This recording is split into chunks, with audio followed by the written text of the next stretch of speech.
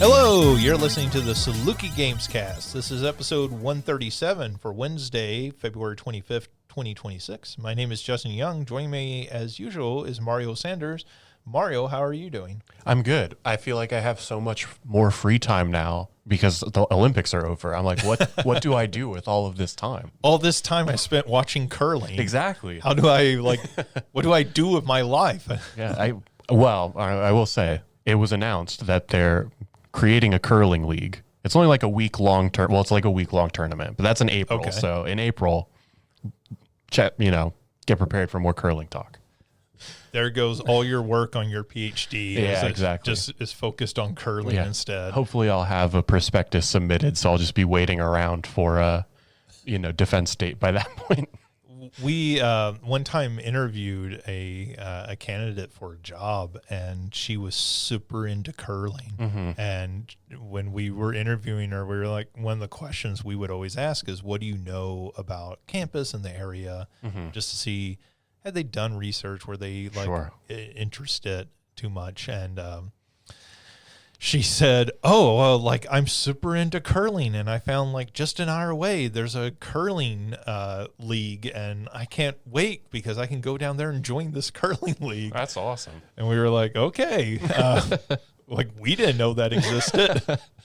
That was a previous job, not here at Carbondale. I don't know that there would be anything like that near Carbondale. I think the closest was St. Louis. Yeah, maybe in St. Louis. We looked it up, and so it was like St. Louis, or like Nashville. It was nowhere nearby. Evansville has an ice rink, and they have hockey there. Mm-hmm. I think there's a minor league hockey team that plays there. Yeah, and so I could see them maybe having something like that, but that would probably be the closest. All right, so plenty of free time. I guess NCAA tournament's coming up, so that might eat up some of your free time. I'm not a big college basketball fan, but I'll definitely tune in. That's about the only college basketball I watch is when the tournament rolls around. Yeah. And I'll fill out a bracket with friends. We usually do the winner gets to pick a game for the loser to play. Sometimes they're nice and they pick a good game. Sometimes they're maybe not quite as nice. But like I said, it gives a reason to watch and root for a thing, even though I don't have much connection to college basketball. It's easier if, a team that you have a connection with at least gets in. Yeah, I think Boise State is maybe one of those bubble teams, but I'd be pretty surprised if they ended up making it this year. I think there are just too many other teams in their conference that are above them, but they're usually one of those potentially make it in. Yeah, one of those sort of mid-major teams that can make it in. Yeah. And I don't think Cal has been very good at basketball for the last however many years. Sure. All right. Anything else? Not much. Like I said, just kind of hanging out. How about you? Well, this weekend I went to see the movie Goat. The animated basketball animal movie. The Steph Curry produced, and I guess he does a voice in part of it. So this is from Sony. So the same studio that did the Spider-Verse films. Oh, okay. Okay, so two different issues. First off, I have never seen product placement in a children's animated film, and this has tons of product placement. Uh-huh. Like Mercedes, every time you see a car in this film, it is a Mercedes. But what's weird about it is it's not just, it happens to be a Mercedes. They do the thing that you see in live action where the car pulls up and the camera pans around to the front to show you the logo on the car. And you're like, oh, come on. But you're not even trying to be subtle or anything. Well, and then the main character, his job before he becomes a basketball player is delivering food from this local restaurant. Later in the film, it shows him returning to the restaurant and somebody walks in carrying a DoorDash bag. And I'm like, okay, so DoorDash exists in this fantastical animal universe. But I guess the biggest one is the basketball league in it is called Roar. Okay. ROAR, Yep. roar. And when they are talking about the league and like they show them at home or later in the film, they're on an airplane, they're playing Roar 2K. Okay. So, there's product placement for a video game in this film. It's really weird. It's really off-putting. Like, it's one thing when, I feel like that's the sort of thing that Disney does in like Zootopia, where they'll walk by a business and there's like some sort of pun on Dunkin' Donuts or something. Yeah. And you're like, that's cute. Well, that's kind of what I would expect. No. This is just straight up. Here's DoorDash. We didn't try it. We didn't rename it. It's just DoorDash. Well, maybe they just show the logo, but it's Okay. clearly the red bag with the white logo Yeah. on it. Like, and same with Mercedes. Like, you are adults at least are clearly recognizing this, and kids would too. Like, kids pick up advertising really well. Yeah. And so all of that's off-putting to me. Like, I mean, I understand product placement's just part of life, but like putting that in a children's film, like, plus it just dates it horribly because you just think like, 10 years from now, is NBA 2K still around? Is DoorDash still around? Mercedes probably, but those other two could be gone. Yeah. They could merge, like maybe Grubhub and DoorDash merge or something. It just feels weird because I feel like animated films are one of the few things that is sort of timeless. Sure. You can go back and watch Cinderella today and nothing particularly dates Cinderella. It's like one of the benefits of animation as compared to live action, where you've got trends of, fashion or any of these types of things that you can like see, oh, this was made at this point in time. Yeah, I mean, it's one of the things, critically, I don't like of the post-Aladdin era, post-Robin Williams as the genie, where, like, Robin Williams was making cultural references. And so, like, now in a lot of modern animated films, you get people making cultural references that are very outdated, Sure. 5 years later. And so, like, I just don't know. Like, that was off-putting watching the movie. Sure. The other thing that was weird about it is it has that sort of Spider-Verse slowed down frame rate effect to it, which I think works well in the Spider-Verse films, though it was off-putting to me like the first film when I 15 minutes or so of that film. Yeah. But you're right. It makes sense. They're going for this like comic book style look, whereas this is not that. Right. So like it makes sense because it feels almost like a flip book, like when you're watching the Spider-Man films, which, like makes sense with a comic book, right? Yeah, like exactly. You flip through a comic book and like there's the motion of the characters, or you're going from panel to panel. This, it doesn't have that connection. I get them wanting to carry that over because that look is, was super popular with those Spider-Verse films. I can actually deal with it for most of this movie, but the basketball scenes, it makes it really difficult to follow those scenes.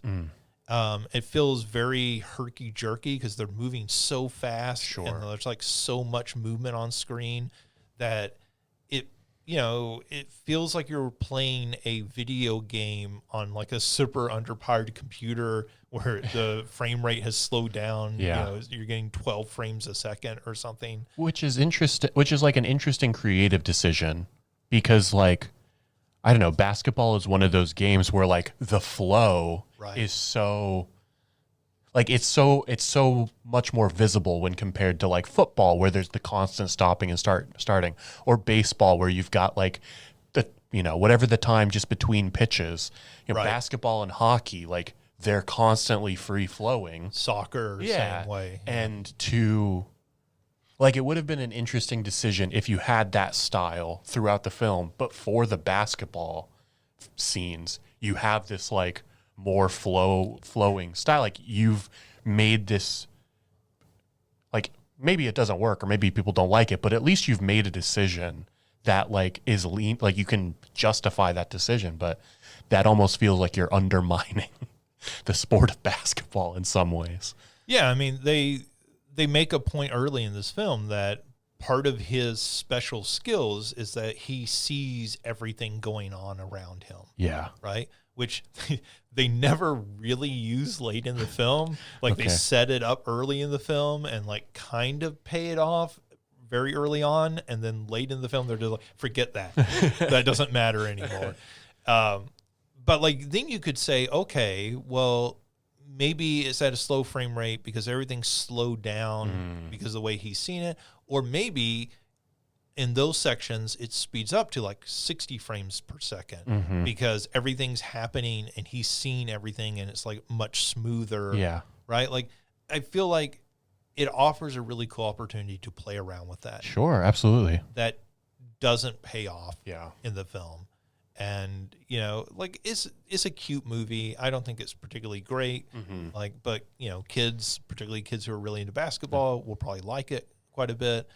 But like that was bizarre as a choice, watching it and everything. So, yeah, I'm not going to say it like ruins the experience or anything, but like it certainly was, it was a turnoff to me in a way that, you know, the animation of a film usually doesn't bother me. Yeah.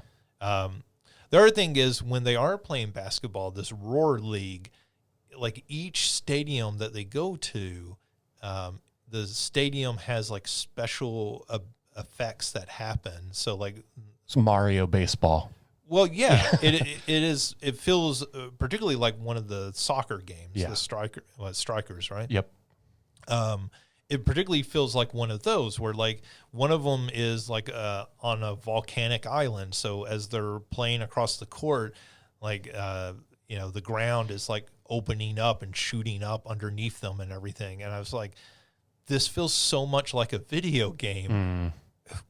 Why are we in this era where there aren't tie-in movie video games anymore? Because like just take the NBA Jam engine and add some effects, or take the Mario Strikers engine and add in some effects, you know, to make this basketball game.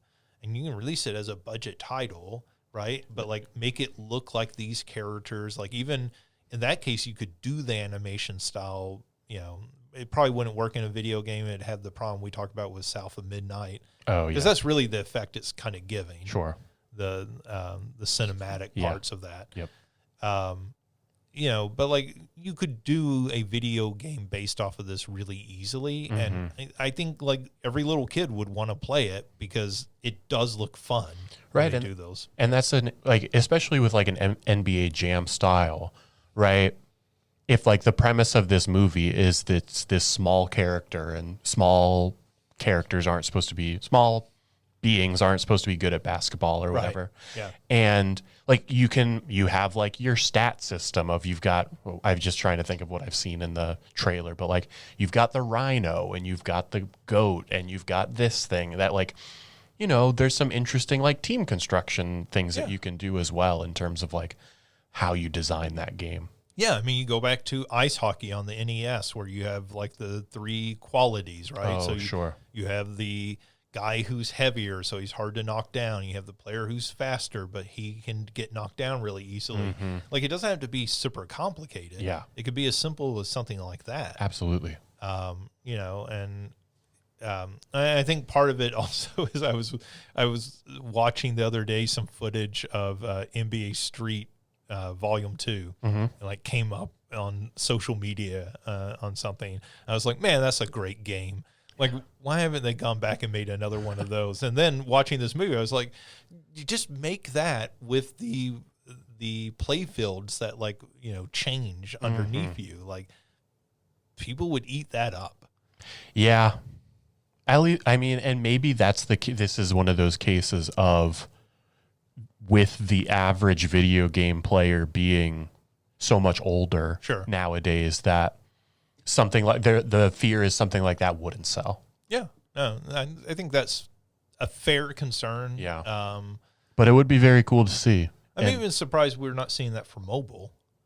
right? Like a few years ago, we would have seen that on mobile. Yeah. But yeah, just that we're not seeing it, period, feels a little weird. Because this seems very custom made. Just like those sequences of them playing basketball and the shifting courts, I was like, oh, well, this is somebody who grew up playing video games, like, played the Mario sports games, because it feels like something, they do very much. Yeah. No, that's interesting. And I think it's interesting when you look back, even, I guess maybe going back 15 years now, how there really was like this whole generation of games that if you made a movie, it was almost guaranteed to get a video game. Sure. Yeah. And now it's feels rare. Yeah, I think probably part of it is that video games take so much longer to make now. Also fair. I mean, the Sum of All Fears got a video game. Well, but I mean, you think about today, it takes 3 to 4 years to make a video game. Yeah. Like at a minimum. If you're not doing a yearly iteration like NBA 2K, where you're mostly just swapping out some assets. Yeah. But like when you look at, films, like, right? Like, yeah, films can take a while to make, but they're not going to start work on a video game until they know for sure that's going into production. And then by that point, that you start thinking, well, is this going to be able to hit the same release window as the film? And if it doesn't, like, do you want a film coming out like a year or two later? Because then, or a game coming out a year or two later, because what if the film bombs? Sure. Then nobody's interested. Like the Avatar, they started work on that Avatar video game with the second film, and then it came out in between the second and third films, and it kind of didn't do super well, is my understanding. Though then when the third film came out, they released DLC for it, and apparently it shot back up at the charts because people wanted, were going to see the film. Were like, I want to play a video game. And this was already out there. So maybe if it's something like that where it's a planned franchise, there will be a follow-up, you can do that. But, this being an original film, you just can't be sure of that. We were robbed of a Wicked video game. A Wicked goat. Yeah, guaranteed Wicked gets some video game 20 years ago. Yeah, yes.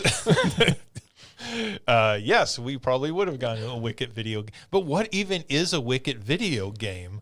Like, no, but what is like The Lion and the Witch and the Wardrobe? They made that a video game as well. Yeah, but like I feel like a Wicked video game, like the parts that people really like are the musical parts. Yeah. So is it like a Let's Dance? I mean, I think you definitely have some like QTE events that are Elphaba and Glinda singing their songs. Yeah.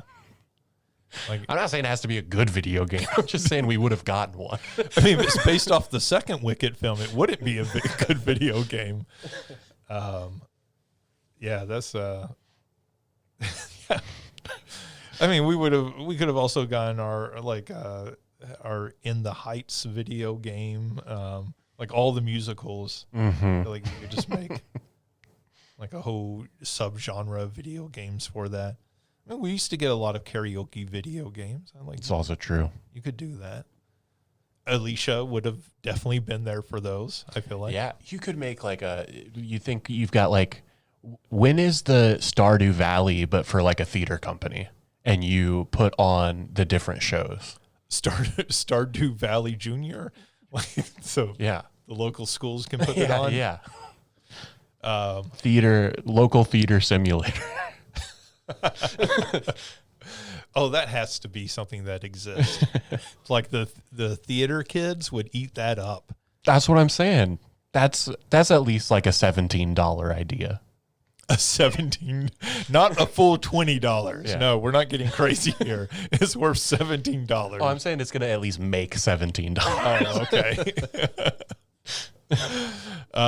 Hey, look, they make things of everything at this point. I mean, Power Wash Simulator exists. At that point, you can believe anything. Yeah. So no, that was I saw that this weekend, and like the GOAT 2K just really like blew my mind when I was watching it. I was like, okay, like that's funny as a joke that they would play a video game, but like this is obvious actual branding. Yeah. Like somebody has paid for this to be in there. Yeah. Spend your Gatorade points in order to boost up the characters or something. However that game works nowadays. Yes. Well, it works like the WWE 2K games work, where like you have to pay them hundreds of dollars to be able to play. $150 to unlock the WCW. Yes. If I could unlock the WCW in NBA 2K, I definitely would. If I could be playing as... There's a Dennis Rodman crossover there. Yes, there you go. That's the obvious one. I want Disco Inferno in NBA 2K. No, but, you know, I think that's really... It's weird. And the frame rate thing I thought was really weird because obviously we talked about that with South of Midnight last year. I understand doing that for artistic reasons. I just wonder sometimes if it's been thought through entirely, right? And that was part of the problem with South of Midnight is it felt very contrasting between those cinematics and the actual gameplay sections. Sure. And I'm actually going to talk about a game that does something very similar to this. So why don't we move on into what we've been playing? So Mario, what have you been playing? Yes, I played a couple of things. The first thing I'm going to talk about is a game called Love Eternal. And I'm not going to talk about it too in depth because this is a game that if people choose to play it, you should really go in with as little information as possible. But I will say, I don't know what category yet. We might have to make a category for our game of the years for this game just so I can talk about it more. Okay. This game, we would never do something like that. Yeah. As a category just to talk about one of the games. This game does some weird stuff. So the best way I could describe this game, at least on the surface, is spooky Celeste. It is Celeste in terms of it's a precision platformer, but it's a horror game. I guess more than Celeste, it's more like VVV. Right, you said this is reversing. Yeah, you're flipping gravity in these games. In the game is like the primary aspect. But about maybe halfway through, third of the way through the game, it takes the most wild turn and it changes the gameplay entirely. And then you end up later on in the game reverting back to it explains it. It's like you have an understanding why it's doing this, but it takes the most wild turn. I was playing it and I was just like locally streaming it on Discord. And so a friend was watching and I think both of us, he was like, what is happening right now? It does some really interesting stuff. Like it is a game that will keep you up at night. Not necessarily because it's like terrifying. Like it's weird and creepy, but like it's more the what the hell is happening right now type of horror, psychological horror in that sense. Okay. Is the shift in gameplay similar to, I don't know if you ever played The Messenger? No. Okay. I have not played The Messenger, but like it is I would say like the gameplay changes so much that like it's not, if somebody were to come in during the Celeste section and somebody were to come in during this shift, you would think it was a completely different game. Okay. Like it is a wholly different genre in terms of how it approaches things. And it's so odd in a good way. Like for me, at least, I think it will turn other people off, certainly. Sure. But like, that's why I don't want to talk about it too much, because I don't want to like explain what that shift is. Right. But it's crazy. And yeah, I guess what I will talk about though is the sort of like Celeste section of the gameplay, because that is, if you go on and you look up any sort of video of this, like you will see that. It's pretty well done. I think the one thing that was frustrating that there's like a definite learning curve of is the way that momentum works. So if you think about like VVV, if people listening have ever played that before, you are either on the top or the bottom of the screen, and you flip and you go to the next bottom. You flip that gravity. And if you're on the top, you go to the bottom. If you're on the bottom, you go to the top of the screen. In this game, it's like those segments in like Super Mario games have done that. Sure. Yeah. In this one, you can flip gravity in the middle of the air. And so when you jump and you start falling and then you flip gravity, that doesn't happen instantaneously. You continue to like fall a little bit before momentum starts taking you the other way. And that you really have to figure out that momentum. And so you're sort of like slingshotting yourself. Exactly. Okay. And like, so there are times where you're like trying to slingshot yourself around spikes, or you have to take into consideration, okay, I'm like above, similar to how Celeste works, where you like mid dash, you might hit a crystal that gives you your dash back. That happens in this game as well, where you essentially hit this crystal that gives you the ability to change gravity again. And so it's like, I haven't hit this crystal yet, but I need to flip gravity now so that my momentum carries me into the crystal, but not so far that I go into the spikes. And so it's very interesting. And like I said, it's tough. I beat the game. And how would you compare it to something like Celeste? In terms of difficulty? Yeah. Personally, I think Celeste is harder than this game is. But I also think that Celeste controls better than this game does. Okay. And I think it's because, for me at least, and maybe this is just because I've played Celeste God knows how many times and for how many hours, just having speedrun it as much as I have. I think it feels more straightforward in the sense of like the way that the dash works as compared to this flipping of gravity and your awareness of how that momentum works, is how I guess I would go about comparing it, for me at least. I mean, I think I had mentioned this. It's also not a fair comparison just because Celeste is literally my favorite game of all time. So comparing anything to it, like it's not gonna stand up to it. But in terms of how it works personally, I think Celeste is a harder game.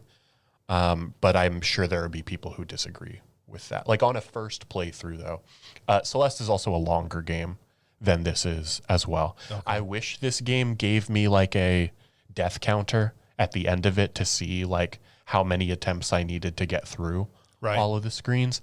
But I will put it this way. So I played through it twice and they were like back to back. So I played through it once and then I played through it again immediately afterwards. The first playthrough took me 3 hours and the second playthrough took me maybe a little bit over an hour and a half. I think my total combined time, like my total play time on Steam shows like 4.7 hours. Okay. And that is, like I said, 2 complete playthroughs.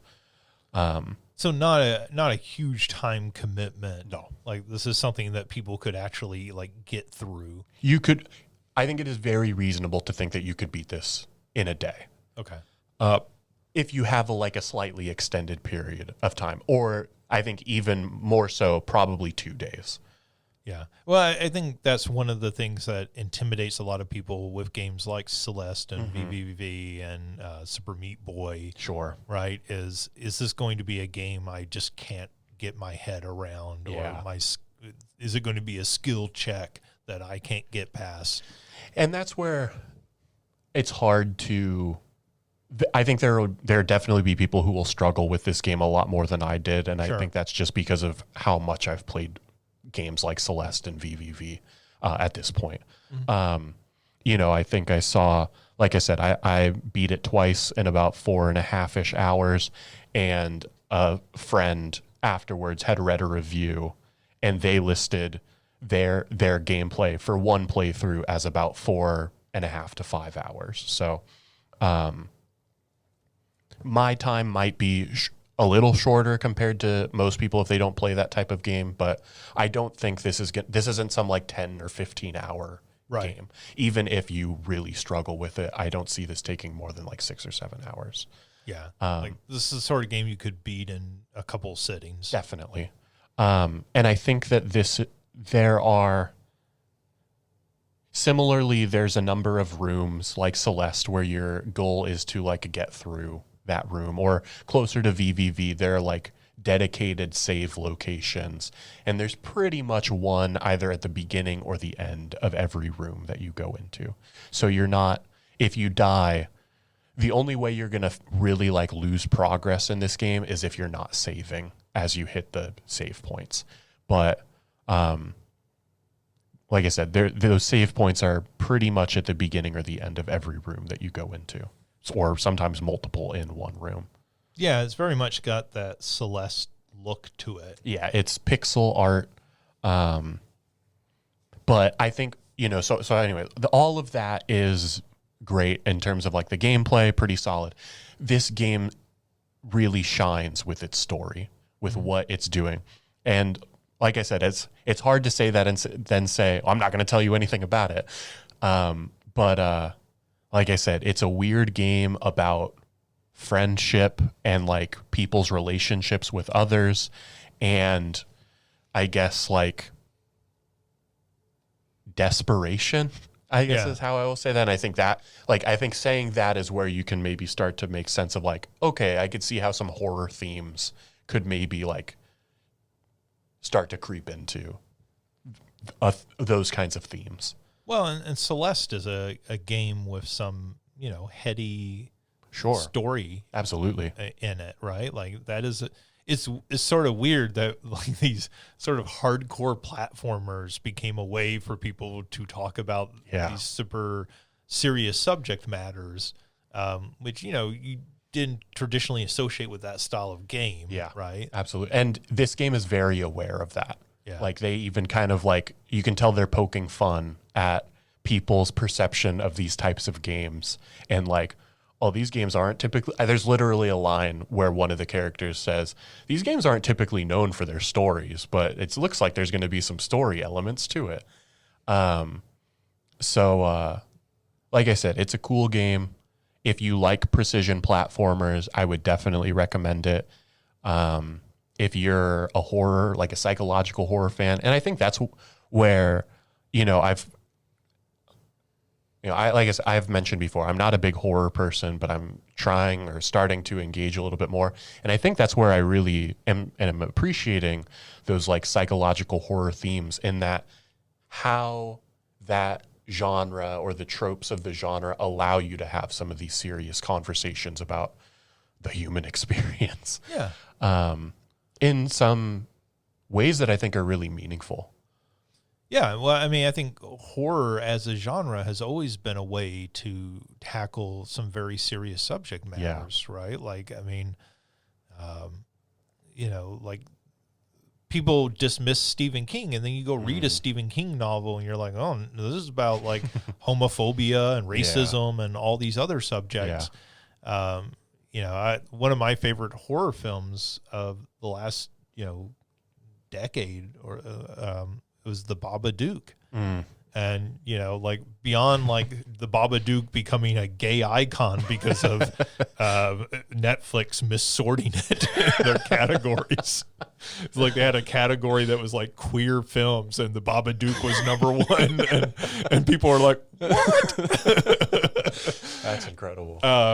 And so then it became a meme online, but, queer icon, the Babadook. But, like that film, I always tell people like, if you just watch that film as a horror film, you're not really getting the experience out of that film, what that film is actually talking about. And, the number of people I've read online who did not understand the ending to that film. And like, you know, those were usually the people who were mad and angry at the film. And you're like, I don't think you've got the full picture of what that movie's talking about. But you know, like lots of horror films do that. Yeah, I mean, I think that's... So it's not weird that games as well. Yeah, I mean, I think that's the beauty of a lot of, you know, maybe not that example, but I think, right, of any media is like the moments in which it is open to interpretation. And I think that this is a game that doesn't necessarily say, here you go, here's the message of this game. But that's what I mean in the sense of like, you will be up thinking about like, what did I just experience in this playthrough? And so, yeah, I it's a weird game, but I think it's pretty cool. And, it's added to that list, the list of games that like, if I see somebody playing this or streaming this, I will tune in to watch, because I think just like watching people's reaction to their playthrough of it will be exciting.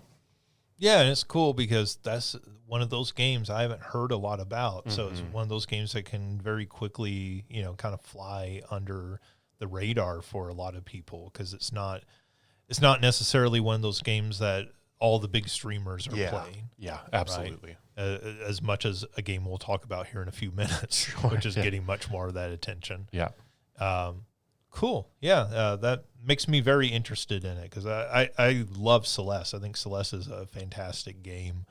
I like Super Meat Boy quite a bit. Though Super Meat Boy's, you know, maybe a little too punishing at times. Sure. But, you know, those sorts of games, particularly coupled with something more. Yeah, and I think this game, you can tell that, I feel like you can tell that the people who made this game appreciate Celeste a lot, because it's taking a lot of the like the friendly things about Celeste in terms of like how the developers allow for, you know, it's got that like coyote time and you know, they're implementing a lot of those same types of how would you even just call it, like quality of life type of like gameplay, so that it's not super punishing. The game is hard. Like, I'm not going to pretend like it isn't a difficult game, but it doesn't feel unfair. Right. Which I think a lot of, sometimes those precision platformers, when they start asking a little for the player to be a little too precise. But I never really felt that way. Everything felt like I'm dying because I'm mistiming this momentum change. Right. Well, I think that was one of the keys of Celeste. Yeah. Right? Like that game with worse game design in it does not have the impact that it does. Like, regardless of the story. Yeah. Right? Like, that game feels really good to play. Yeah. You know, I would compare it to something like Dead Cells. Like, those are two games that just feel really good when you're playing them. Yeah. You know, which for smaller indie games is like quite the achievement. Absolutely. Because that's usually the difference between them and big AAA studios. And, you know, like Celeste is a game I beat. I didn't spend as much time with it as you, but like a year ago or so, I went back and played through that game again. You know, and I feel like once you know how to play that game, it's much easier. It plays much faster. Yeah. And I went back and played through it again, because it only took, you know, whatever, I don't know, 2 hours or whatever to play through another time. And, you know, that game is just fun to play because it controls well. Yeah. It has a good game feel to it. Yeah. No, I agree. And I don't think this is quite as good, but I think it's one of the biggest pieces of praise that I could get it is that, like, as a precision platformer, it doesn't feel unfair, or I can look back and be like, these deaths are my fault, right? This isn't, I don't feel like I'm getting bad video gamed, or sometimes it's just like, the game just said no this time. Right. Yeah. I mean, I think that's the key to any video game. Yeah. Right? Like, why are you failing? Are you failing because of your lack of skill, or because the game is badly designed? And like, that gulf between those two is huge. Absolutely. Yeah. I think that's something, we talk about older video games, and you go back and play a lot of older video games. And, like when I was a kid, I was like, oh, I'm just not good enough at this game. And now when I go back and play them, I go, this game is just badly designed. Yeah. Some games, the Mega Man games are a skill issue. Sure. Like those are well-designed games. Yeah. For the most part. But, you play some of the contemporaries of those original Mega Man games, and you're like, this game just sucks. Like, maybe I beat this as a kid, but I beat it because I beat my head against the wall long enough. I had all the free time in the world to do that. Yeah, I mean, like, I love the original Ninja Gaiden, but like on NES, but like the later stages of that game are just cheap as shit. Like, I mean, they're like horrible at times. And, it's not a skill issue. It is, okay, I'm going to die 100 times getting through this level so that I can figure out the exact way I have to play this. Mm-hmm. And that's not really fun. Yeah. I think the thing that will turn people off from this game is whether or not I don't want to say figure out, because that makes it sound like I don't like that phrasing, but like whether or not that momentum clicks with them. Sure. Because I could definitely see how that aspect will frustrate people, because that's one of those things where that will feel unfair because that is out of your control, but I promise you it is learnable. But that is the most frustrating part of that game. I read somebody on social media lately who was playing through Super Metroid for the first time. And they said, I got to the part where I have to do the wall jumping, and I just can't do it. And it was just people, one after another, trying to explain, like, oh, this is the technique. Here's how I do it to make it. And they were like, I just can't do it. I hate this game. I don't understand what any of you people are talking about. And I thought, yeah, like sometimes that happens in a game. Like the mechanics, you, for whatever reason, just cannot get a mechanic down. Yeah. And it just ruins the experience. Like I've had that experience. Oh, absolutely. I will say this game is normally $10, so it's not super expensive. It's currently on sale as like the introductory new to Steam sale. It just came out on like Friday or Thursday or something. So it's $8.50. It's 50% off, 15% off. So as a communication major doing math for you, 50% off. 15% off. So it's currently $8.50 on Steam. So it's pretty, like I said, a pretty good price for. I felt it was worth that price for sure. Yeah, and I think at a 3 or 4 hour experience, $8.50 is a good price, right? You're paying about $2 an hour. Yeah. So that is one of the things that I played. The other one that I played is Super Battle Golf, which I think is the game you're referring to that's getting a lot more attention. Yeah. Both of us have already played it. Yeah. So I played that this weekend. We only did one session, but man, that game is a ton of fun. I played it with a group of, there were maybe 5 of us, 6 of us, of friends who played it. And I had a ton of fun with that game. Yeah. Well, why don't you tell us a little bit about it? So Super Battle Golf is your new friend slop of the month, or maybe of the week. Who knows how long it'll stick around. It's a peak-like. Yeah. And it is a golf game. It takes the speed golf from the new Mario Golf game, where That's what I instantly thought of playing it. But you get items to mess with your friends, so you can where the strokes don't matter. Yeah, it's who gets into the hole first. Yeah, if you win each of the holes, you are most likely to win. You can get some bonus points for like a birdie or a par, but if you are 13 shots over par, you get the same score as somebody that gets par. And you get items along the way to mess with your friends. You can shoot them with a rocket launcher, or you can get a golf cart to drive around. There are boxes spread out on the course that you pick up. You can pick up coffee to run faster for a short burst. And and it's just silly and chaotic. And that, I think, is what these games are. If you can get that, your game is going to be a hit. And I think that this game, it's got it. Yeah. Yeah. I played a little bit of it. I think it's interesting in that they take that speed golf mode from Mario Golf and they expand it in a way that you look at and go, Nintendo, you should have been the ones doing this. Like Nintendo, like this is your Super Smash Brothers of golf, right? Like, with items included. Like, yeah, I can understand, like, if you don't want Mario shooting a rocket launcher, but, like, give him a fire flower that you can, or a Super star scope or something, that lets, that, like, there was some aspects of, like, messing with the other players, but not to this extent. This game has really, I feel like this game does it in a much better way. Yeah, Nintendo had a really good idea, and these people have taken that idea and expanded upon it to make it a standalone game instead of simply a game mode. Yeah.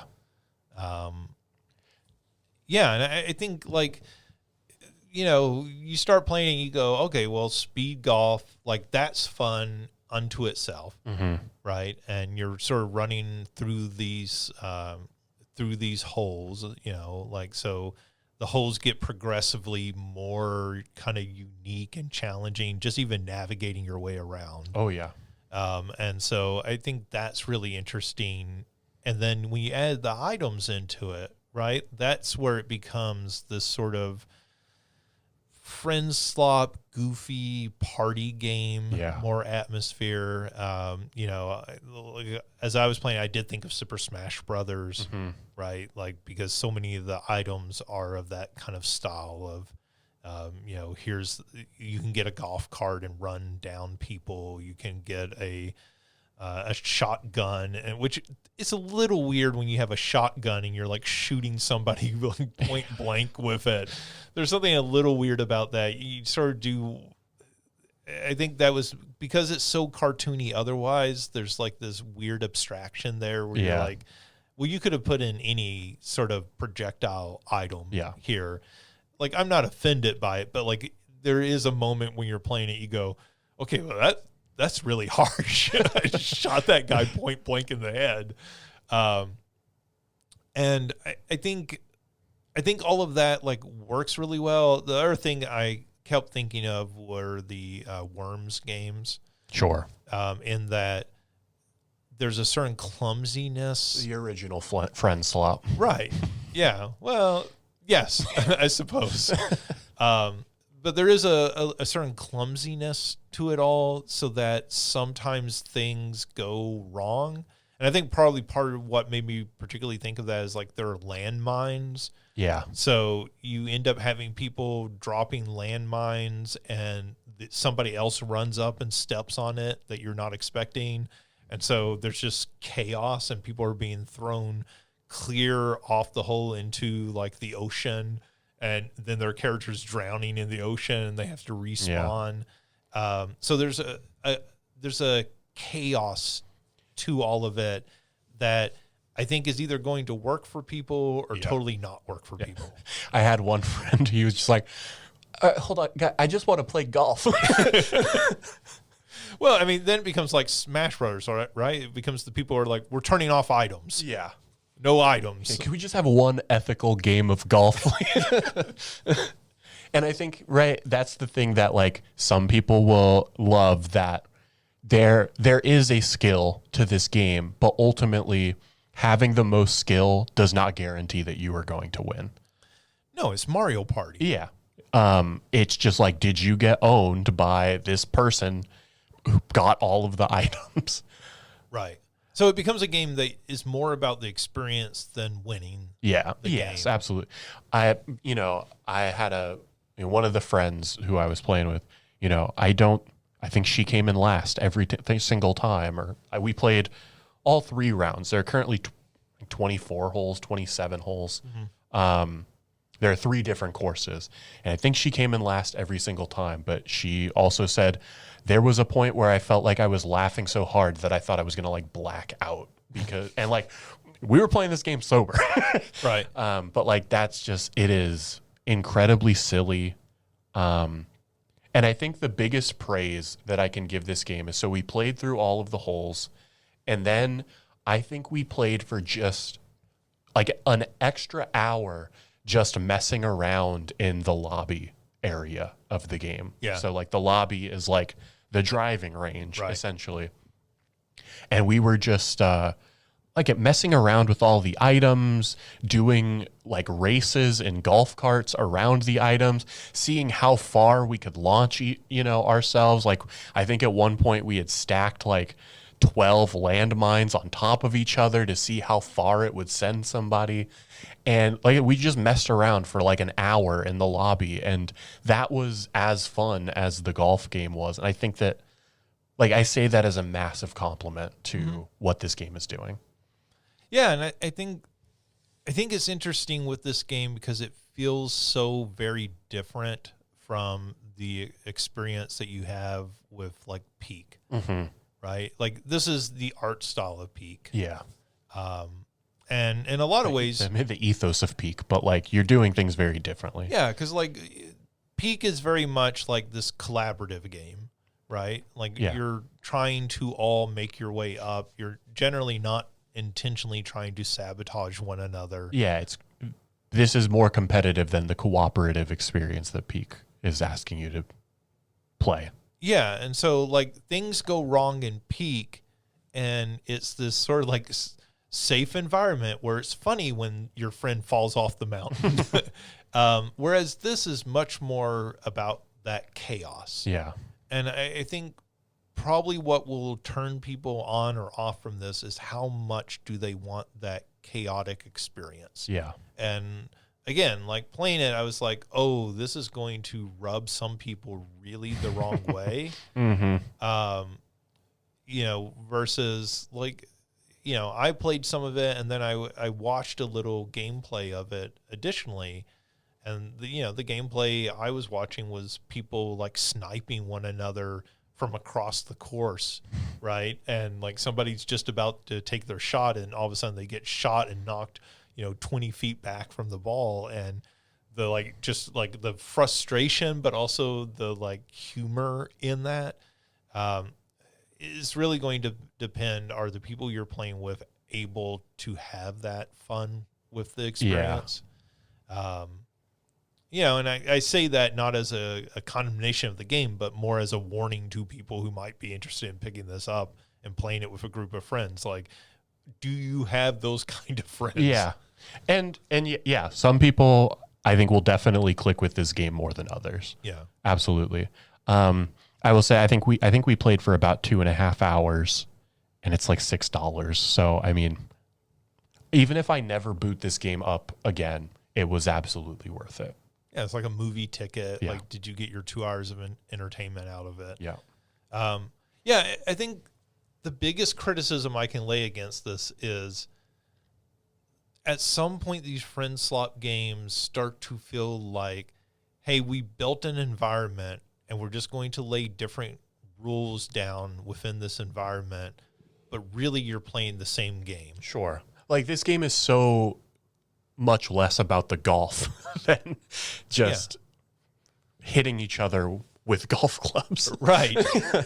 And so at some point, like you start playing these games and you go, okay, well, this is just Gang Beast at some point, right? Like particularly when I was playing Peak, I was thinking like, okay, well, I'm controlling my hands independently and like climbing up this in an awkward fashion. This feels like Gang Beast.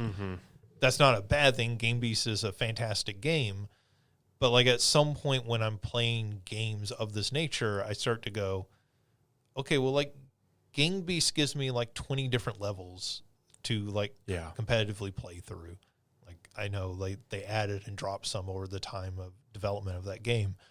And some of these games start to feel like are Peak and this really different games, or are they like the same game environment, but like, hey, you can go over here and climb a mountain, or you can go over here and play golf. Yeah, just different game modes of the same game. Yeah. Sure. And I think the way that they get away with that is the low cost. Yes, for sure. Like if they were releasing this at $20 to $30, I think people would start to go, hang on a second. Yeah. Like these are just different game modes within the same game. Mm-hmm. And so I can get somebody having that reaction to it. Like if their follow up to this is a soccer game, right? Where Sure. you have items and you start to go, okay, like I get what you're doing here. Yeah. But if it's $5, I really won't complain that much about it. Yeah. No, Yeah. I mean, and that is not to say these are the exact same game. Of course. This and Peak are very different games in a lot of ways, but they're also very similar in a lot of ways. I could see somebody, looking at this and being like, Peak already scratches that itch for me, so I'm just going to keep playing Peak. And I think that that's also very fair. I think I am looking forward to what they add to this game, whether that be new courses or new game modes.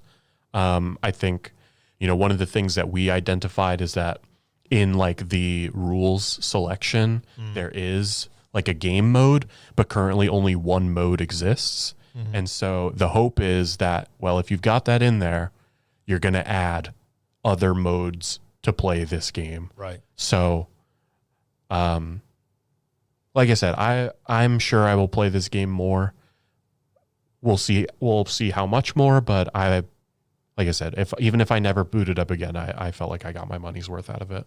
And I think if you can get one good session out of this game, it's probably worth your $6. Yeah. No, I mean, I think at $6, it's... I think maybe it was $6 on sale. I don't know what it actually is. Yeah, but I think $6 is what I paid. I think at $6, it's difficult to argue against this game. Well, and I'll say this mostly as a joke, but I played with two of the friends I was playing with were Canadian. It's $8 if you're in Canada. All right. Well, that's what you get for getting the silver medal. Yeah. You have to pay $2 extra for this game.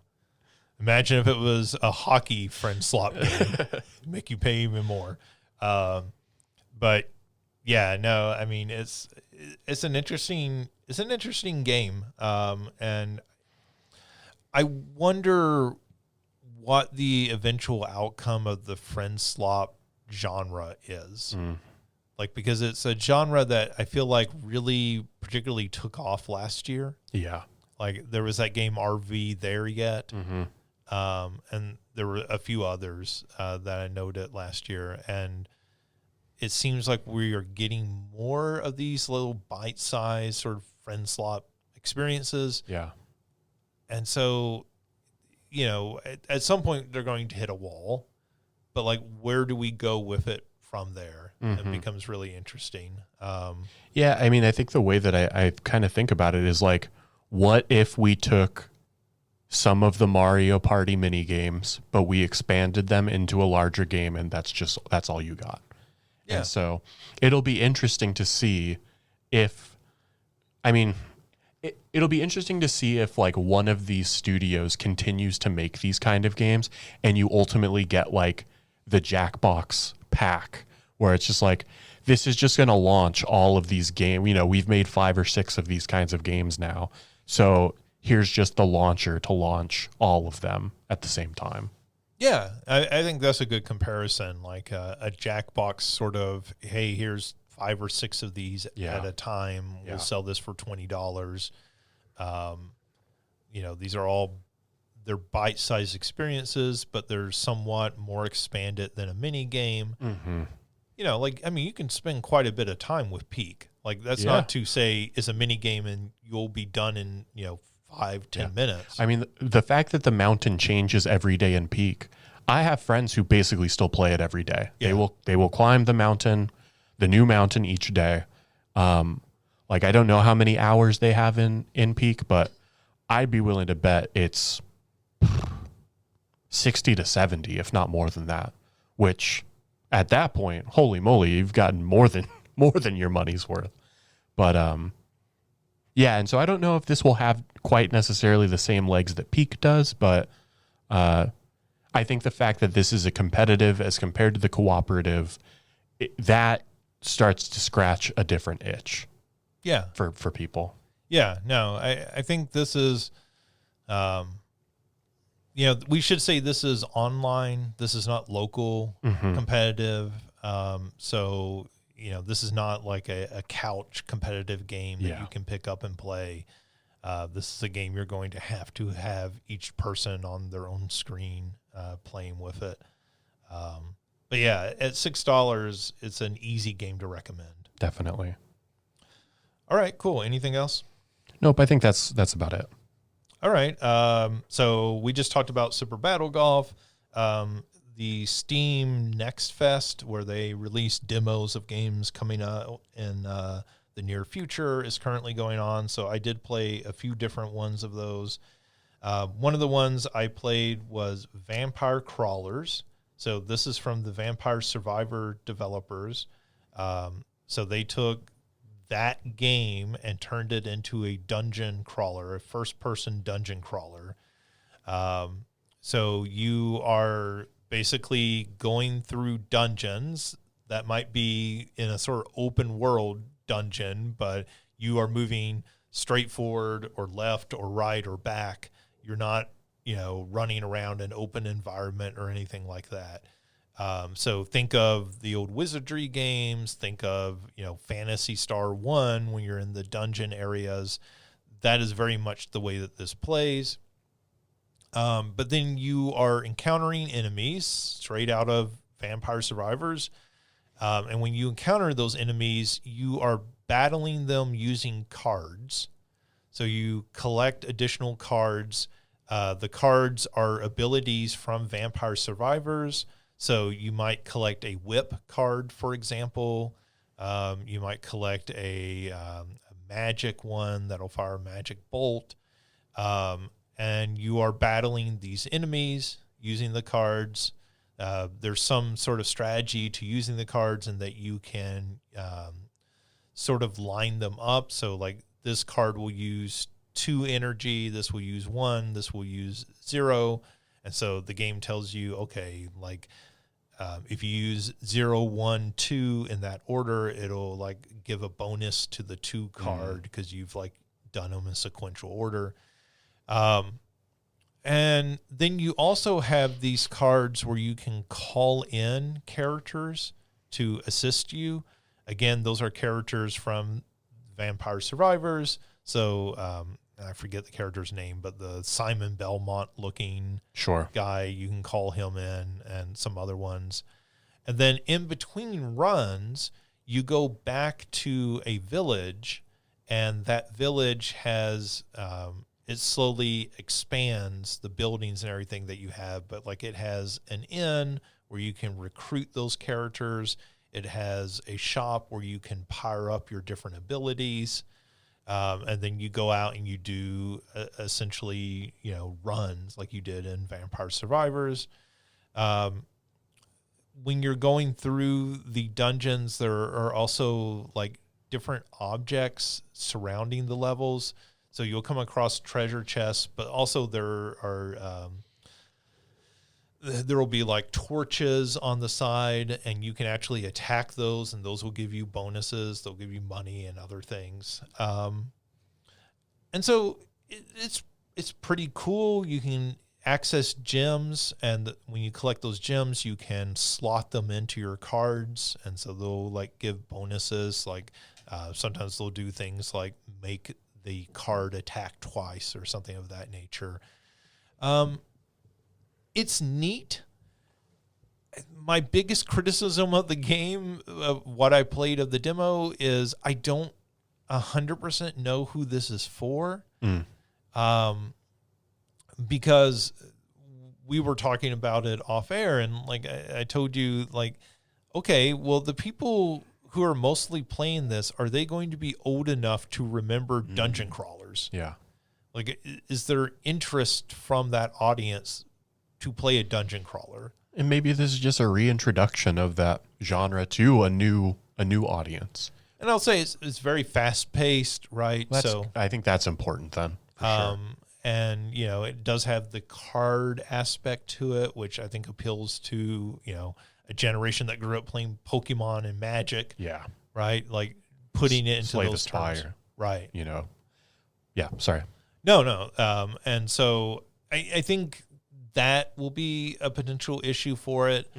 I will say once the town started to open up and I could recruit people and I could upgrade my abilities and stuff, I got a lot more interested. I know like during that first run through, I was like, is this it? Like, is this going to be all there is? And then when I started to see some of that other stuff in the game, I went, okay, this is going to be a deeper experience like Vampire Survivors was. A friend the person who I had sent it to check it out, because he and I played a bunch of Vampire Survivors together. He messaged me saying, yeah, it's kind of sick. And then he messaged me, well, maybe an hour or so later, it's definitely sick. And I was like, all right.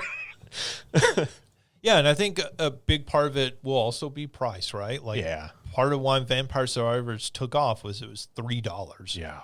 And so when this game launches, like, what does it launch at? Is it, $10 or less? Is it $20? Like, it feels more bite-sized like Vampire Survivors. Yeah. And I think if they're going to release it in that price range, then it becomes a much easier sell for a lot of people to try it out. Yeah, I think if they can keep it between that $5 to $10 range, right, probably closer to $5, similar to what the original one was, it's probably going to be a lot more successful. Yeah. Not to change the subject entirely, but that's a conversation I was having with friends about the new Slay the Spire, because that game is so beloved, but like, what does that game launch at? Because the original one is $25, and part of us were like, it feels like you can't release this for more than 40, but I also don't know if they can really release it for much less than that. And $40 feels like that's a big ask. Like that's your like tier 2 level cost of a game. And sure, like, don't get me wrong, there are people who will absolutely get, who have hundreds, if not thousands of hours in the original Slay the Spire. But yeah, I mean, just I hate that pricing becomes such a big conversation, but it really is such a big conversation to have about these indie releases in terms of like how successful they are. Yeah, I mean, we talked about it with Silksong, right? So they follow up Hollow Knight with Silksong, and they increase the price by $5. Yeah, right. It goes from 20 to 25 or 15 to 20. Yeah, I guess was what it was. And you look at Silksong and like, look, even if that game doesn't connect with you at $20, that's a fantastic bargain. Sure. For that game, right? Because we saw with the God of War Sons of Sparta, they released that at 30. Was it 30, right? That sounds right. And that game doesn't seem to be, according to anyone who's played it, the game that Silksong is. Sure. Like graphically, or the the depth of it, the expanse of it, like any of that.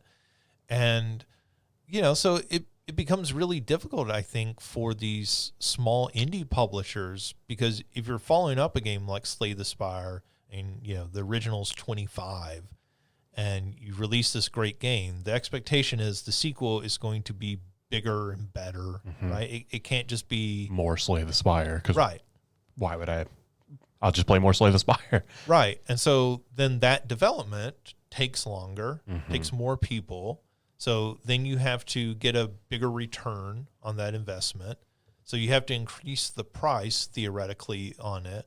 But how do you increase that price without, like inching into that territory that makes it outside of the impulse purchase for a lot of the audience? Yeah. Right. And particularly when you have games like Vampire Survivors, or you have games like Super Battle Golf releasing, under $10, like that becomes really difficult for an indie game to compete at $40. Well, I mean, like I know I just said it, but like that was, so I had that Love Eternal game. I had it on my wish list. I knew it came out on the 19th, but kind of there was no price listed before it became live to buy. And it kind of was like the whole time I was like, well, we'll see what this costs. Like, I would love to buy this when it first comes out, but we'll see. That's going to be the ultimate factor. You know, I mean, that's why I think we talked about it last week, why I've still yet to buy and probably will not buy for a while that Mugenics game, because 30 was just a little too rich for me. But yeah, like I don't want that to be what games ultimately boil down to, but unfortunately that is so much of what it is, I think, for so many people at this point in time. Yeah, and when I say that about like a $40 price tag for Slay the Spire 2, that's not to devalue that game or the work that the developers are doing on it. That is to say, just the practical cost, you know, and return on investment for the developers, but also the players. Yeah. Right? Players do take that into account. Like, how many hours am I going to get out of this game? Yeah. Yeah, it's one of those things. If you were to like strictly math out like the amount of work that went into a game and how much time and energy and effort, I'm sure $40 is probably incredibly cheap. Yeah. But you know, you think about all of the just human labor that went into making this thing. But well, there was that story that we posted into our group chat about the developer of Blueprints. And he was talking about, I was doing 80-hour work weeks over like 8 years of development of this game. And he said, if I do a follow-up game, it cannot be that amount of time. Yeah. Right? Like, and you start to look at that and you go, right, like the, what, $20, $30? It's 30. Yeah. The price for that game is no way working out, you know, to a reasonable dollar per hour investment for him. Yeah. And, you know, or he has to sell so many copies of that, right? Like, it has to be a Hollow Knight type hit. Yeah. Where he sells millions of copies of the game. Thankfully it was. Yeah. You know, or at least, I mean, I don't know what sort of return he gets from Game Pass, but you know, that all those things, you know, again, just in terms of like how a game gets discovered and understood and seen, and the fact that a number of streamers picked it up probably really helped as well at the very beginning. But I mean, you know, we talk about how like that is so important now to discovery, is like whether or not a streamer ends up picking up your game. Yeah, I mean, it's the big issue with everything now, because there is not that common space to promote things anymore, right? Like it used to be, you had your game magazines or you had your game websites, and, you know, everybody was going to IGN or GameSpot or, you know, wherever. And so if you wanted to hype up your game, you needed to get in one of those publications, or you needed to buy advertising, you know, on their front page so that people would be aware your game was coming out. And now, you know, the traffic to those has fallen off so dramatically, and people are getting that content, you know, via streamers, via like, you know, newsletters, social media, like all this other places, that it's really hard if you're releasing a game and, you know, you certainly don't have the like sort of AAA budget, marketing budget behind it, to let people know that game exists, because it could be the coolest game in the world. This Love Eternal, I'd never heard of it until you mentioned it, I think last week to me. I think the only way I heard about it was, I think I was scrolling through TikTok and some guy was like, here's eight upcoming indie games that are coming out. And that one, with it having some Celeste crossover, like that's the one that sort of piqued my interest. And so, but I haven't seen other people talking about it. I haven't seen anybody else playing it. So if this encourages anybody, like hopefully this, I don't know, if this can move the needle at all, I'd be thrilled. Yeah, well, I mean, I think this Steam Next Fest has gone a long way to like shining a light on some of these smaller games to let people, you know, get an opportunity to play them. But even as part of that Steam Next Fest, there's like so many things. Yeah, I go on there and I'll scroll through and go, oh, that looks cool, or that's something I've already wish listed, so I want to try the demo of that because it had a cool look to it in a trailer or something I saw. I saw a picture of it on social media. I thought it looked interesting. But then, you know, I will listen to other people who are like, hey, here's some demos I tried and I really liked. I'm like, what is that? I haven't even heard of that game. And of course, really neat stuff come out of this. Balatro came out of the Steam Next Fest, right? And that's where I started hearing about that game. Some people had played the demo, and I was like, okay, they're all going crazy over this game. Like, there must be something to it. And of course, then you play it and you're like, this is the most amazing thing in the world. So A Vampire Crawlers is going to get that attention as the follow-up to one of the biggest games of the last, 10 years. Yes. But like some of these other games just aren't going to get that light shined on them as easily. And so, I mean, it's a bad situation in games right now. Particularly if you're making one of these smaller indie games. All right, let's talk about Demon Tides. That is the next thing that I played. So this is a follow-up to another a 3D platformer. I did not play the original, and I forget the exact title of that original one. But this is a 3D platformer that is a Bowser's Fury-like. So think open world 3D platformer. And it is very movement based. So actually the thing I like least of this demo is that when you begin the game, the entire introduction to the game is here's all the different mechanics of how to move in this game. Looks like Demon Turf is is the original. Which I did not play that. Okay. I will say. But I had seen some trailers of this, looked really interesting. I had seen that it was a more open world, which piqued my interest because I thought that was a really cool thing in Bowser's Fury. So this is the movement mechanics in this. It's just like, this is one of my least favorite things that games do. It's the beginning of this game is a tutorial, right? And it's an extended tutorial. And it's just, okay, well, if you do this move and then chain it with this move, you can like clear this gap. And then, here's another new gap, but this one's further. So you need to chain this move with this move and this move. And it's not because it's difficult. It's because it is just time consuming and keeps me out of playing the game. And, it's not just in a demo, it's full games released like this. Like Big Hops, I was complaining the same thing about it. Like the early part of that game is here's a whole lot of tutorializing. And I kind of wish, I think you compared this to something like Mario Odyssey or something like Astrobot, where they very smartly hide that tutorializing as you're playing, and space it out so they don't introduce all the mechanics up front. They introduce the mechanics as you need them, and they're smart enough to say, don't design the first level as needing every mechanic, which is a little more difficult in an open world experience. But even still,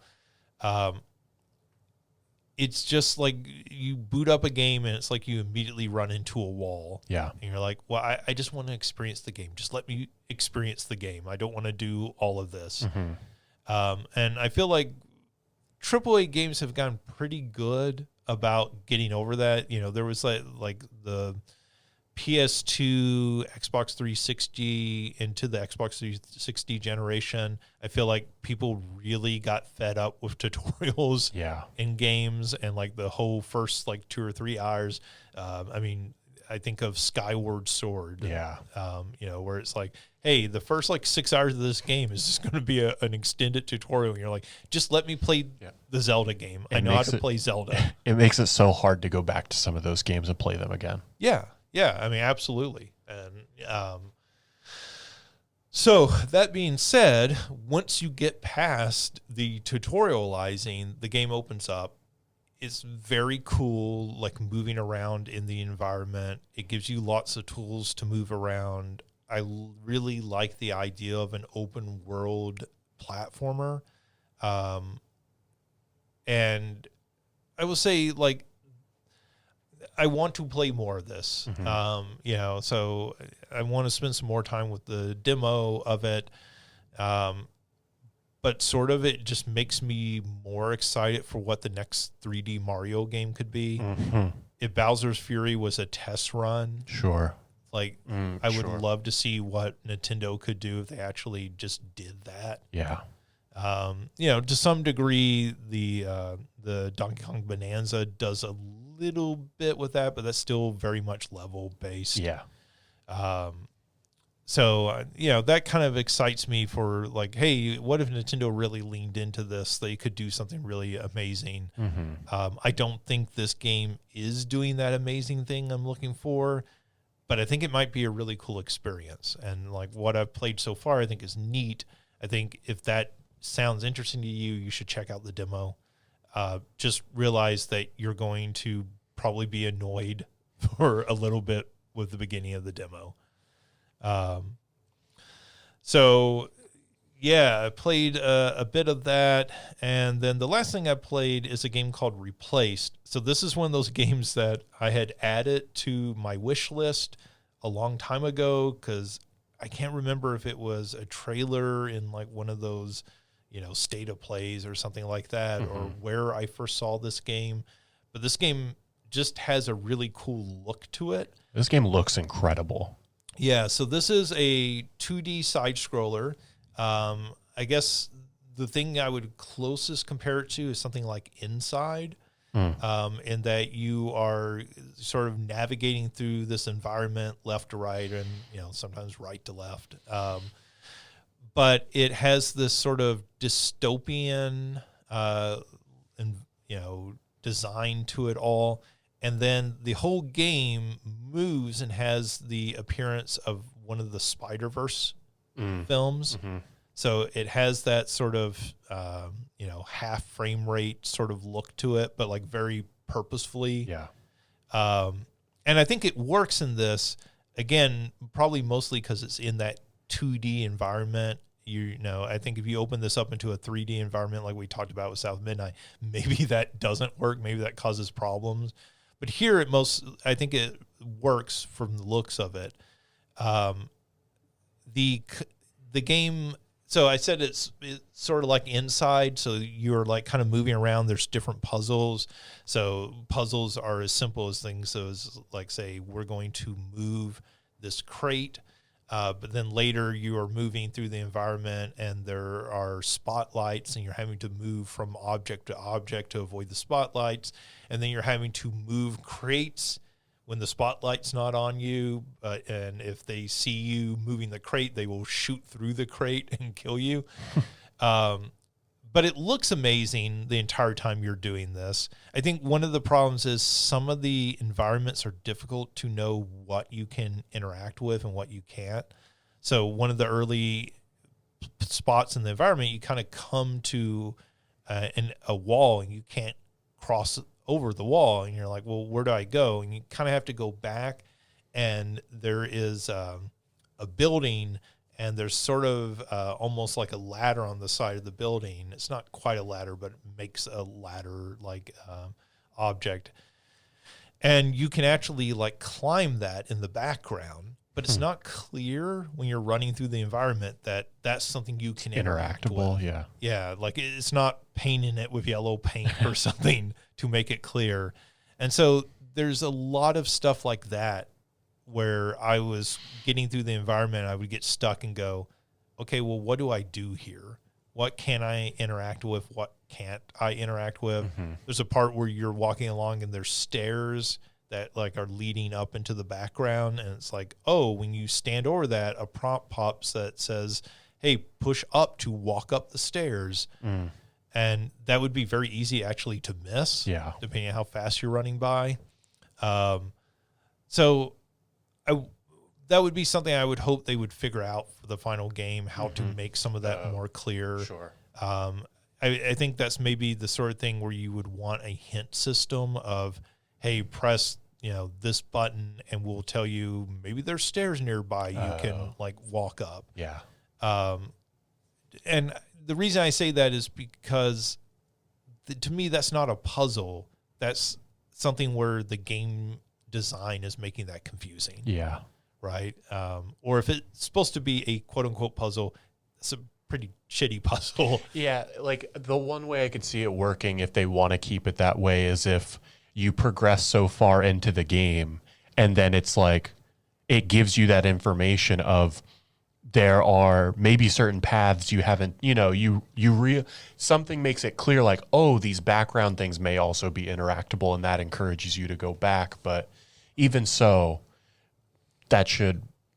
you need to find a way to communicate to that to the player at some point. Right. If you're choosing to hide it until a later point of the game, I could understand that, but yeah. Yeah, if this was a Metroidvania or this was multiple pathways through levels, I would understand better. So far, it is like the only way to progress. Oh, yeah, that makes sense then. And so that's the reason I bring that up. Sure.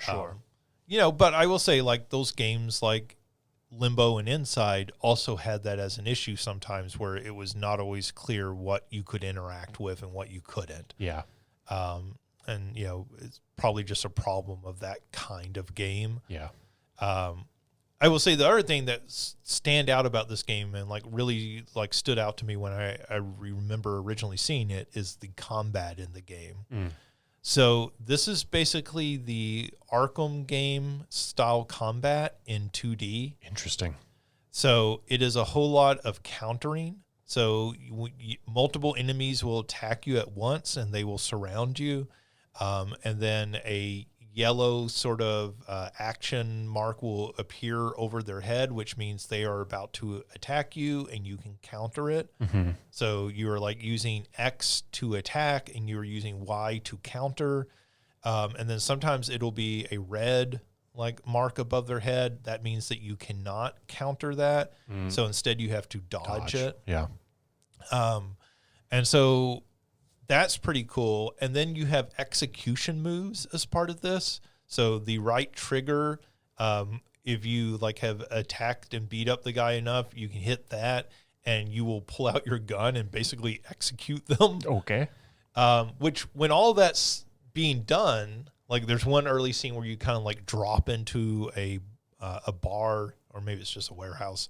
But you drop into this environment, there's a bunch of enemies standing around and you are just completely overwhelmed. One of them has a gun. So you're like trying to get over to him to take him out because he will shoot you while you're in the middle of fighting the other guys. And so that's pretty cool. And it looks neat when you're doing it. I will say that so far in the demo, that seems limiting. It doesn't seem as deep as the Arkham combat. What was that? The Midnight Fights. Is that the name of that game? That came out a couple of years ago. I remember really liking that game at the time. But anyways, that game also has a better like fight system in it so far. I'm trying to find out the name of that game. Yeah, I would help you if I could, but I'm not sure. Midnight Fight Express. Okay. Midnight Fight Express, I think, has a better combat system in it so far. But again, I'm playing a demo of this game. Of course. Like, I would expect that fight system would have to expand over the length of the game, or it's going to feel very repetitive and kind of boring. Sure. So we'll see. Midnight Fight Express is a fantastic game. People should play that game. That's like the closest to like being in an action movie of a game you'll play. But like, I like this. I like the look of it. I like what they're trying to do with that combat, making it more interesting. I like that they're throwing a bunch of enemies at you at once. So like that does add some interest and complication to it all. Sure. It's got some plot about AI. I don't know. I didn't really care. Like as I was playing it, like maybe that becomes more interesting as you go along. Yeah. But I mean, just as a game to watch, it also does some of the stuff of like kind of zooming in when you're in the middle of like an execution move. So you can see this all up close. It just has a really cool look to it. So, I think it's a demo really worth checking out. I think it's also a game that, people are going to want to watch. Like, that's the sort of game that I think when people start speed running it, people are going to want to watch it because it's going to look really cool in motion, particularly when somebody knows what they're doing and not stumbling around and backtracking 3 or 4 times trying to figure out, where in the environment they can interact with. Sure. All right, that does it for what we've been playing. As noted, a lot of those are available as demos as part of the Steam Next Fest. So, if you have Steam, go online, check those out. Usually those are time-limited demos. Some of those will go off when the Steam Next Fest ends. They'll take them offline and everything. So you do want to check those out sooner rather than later. Yeah, I think that goes through the end of the weekend. Okay. The Steam Next Fest, but I'm not fully sure. I'm going to look that up really quickly. All right, cool. While you do that, I'll go ahead and move on into news because it was a pretty chaotic news week at the end of last week. Yeah, March 2nd. March 2nd, okay. So that's Monday, I think. Yes. So Steam Next Fest ends on Monday. But it was a pretty chaotic news week at the end of last week. So we did this podcast last Wednesday, and then all hell broke loose in the game industry. The biggest news came out Friday, trying to sort of dump. Well, it felt like they were trying to dump news at the end of the week. Come to find out, there's a reason it came out Friday. That was not planned. But there was a major shakeup at Microsoft with the Xbox division. The big news, I suppose, out of this is Phil Spencer has retired. So he's stepping down as head of Xbox. I guess technically he was CEO of Microsoft Gaming. He is stepping down from that position and retiring, he claims. We will see if he pops up anywhere else doing anything different. Sarah Bond, who was his first lieutenant, his number one in command after him. She is leaving Xbox, and Asha Sharma, who was the current head of Microsoft AI, is now moving in to take over Microsoft, or take over the Xbox division, the Microsoft Gaming division. So she will be the new head. So there's a lot to kind of talk about and unpack with this. It has been fairly clear, I think, to everyone over the past few years that Phil Spencer was on his way out, that he would retire. He's been at Microsoft for something like 37 years. That he was grooming Sarah Bond to take over.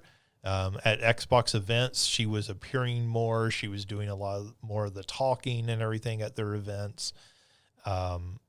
So it's not shocking that Phil is leaving. It is sort of shocking that Sarah Bond is completely out of the company. Yeah. And that Asha Sharma is the one moving in and taking over. Somebody from outside entirely of the Xbox division is moving in and taking over. As I noted, this was not the intent. So, there was a piece over on The Verge, Tom Warren, wrote, where he was trying to get the behind the scenes story that came out on Monday, I believe, his article on The Verge. But apparently this was something that was meant to come out Monday. They were planning for all this to get announced on Monday of this week. It came out on Friday, and it came out on Friday because apparently there had been leaks. IGN had the story. They were about to go to print with the story. As you do, you would reach out to Microsoft for comment. And apparently when Microsoft became aware they had the story, they rushed it out to beat that to publication, which this happens a lot. When journalists have a story that's about to break, the company wants to rush out and beat that because they want to put their spin on it first, right? Yeah. And so apparently that all got rushed out on Friday instead of Monday when it was intended to come out. You know, again, like Phil Spencer leaving, not shocking. Microsoft taking an entirely new direction, which is what it feels like. If you're not going to have Sarah Bond move into that position, it feels like you're doing that with intent because you feel like the company needs a new direction. So I think that's not entirely shocking that Microsoft might think Xbox needs a new direction. I think the fact that it feels like they're cleaning house, you know, that's probably what is a little bit more shocking to people. Yeah. What were your reactions when you saw this? Yeah, I mean, it's definitely surprising, and I think the biggest response that I seemed to see was trepidation around the AI person taking over as like the new lead. I know that, you know, there's this comment that like, oh, don't worry about that. But, you know, I think that makes people, like I said, hesitant. Yeah. Sharma, as part of her statement, you know, everybody involved in this put out a press release, press releases that I'm sure were vetted very much by people at Microsoft. Sure. In the case of Sharma, maybe hers was written by AI. You know, well, that's what Microsoft advertises, like in all their like Office Copilot ads now. They're like, hey, you can't do this spreadsheet on your own. Just ask Copilot to do it for you. But anyways, as part of hers, she specifically said, you know, there will be no soulless quote. There will be, there will be no quote soulless AI slop. You know, like in seeming to indicate, hey, this is not, we're going to like start making all of our games with AI in response to this. And I don't think that's going to be the case, but I can also understand if, like I said, the hesitation of like, even if you're not going to go that direction, does this person who's now in charge, do they have, I don't know, more of a positive approach to AI or a greater affinity for AI and thus a greater tolerance or like willingness to embrace it than somebody who doesn't? Yeah, and I think that's a completely understandable fear when you look at what Microsoft has been over the last couple of years. Yeah. Like Microsoft seems to have bet the entire company on AI. The CEO of Microsoft as a whole, Satya Nadella, he seems to have, you know, not just doubled, but tripled, quadrupled down on AI, right? And if you use Microsoft products, if you use Windows or you use Office, you know they have basically stuck AI into everything. Yeah. Like they're putting AI into Microsoft Paint, like, you know, into Notepad, like AI's in everything. And I think a lot of people have looked at that and said, we don't want this. Like, you know, we're not against AI, maybe even, but like we don't want it in every app that we're trying to interact with. And so I think, yeah, like when you start seeing, okay, we're going to take our head of AI and put them in charge of gaming, it's hard not to look at that and say, well, there's got to be a connection there. Yeah. Well, and that's what makes, you know, I don't know what again, we might never get the full story about why they went this direction as compared to Sarah Bond, but it does like feel like it's just more of that doubling down of like AI is who Microsoft is. Yeah.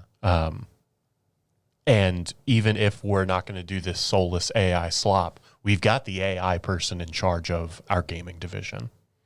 Yeah. Yeah.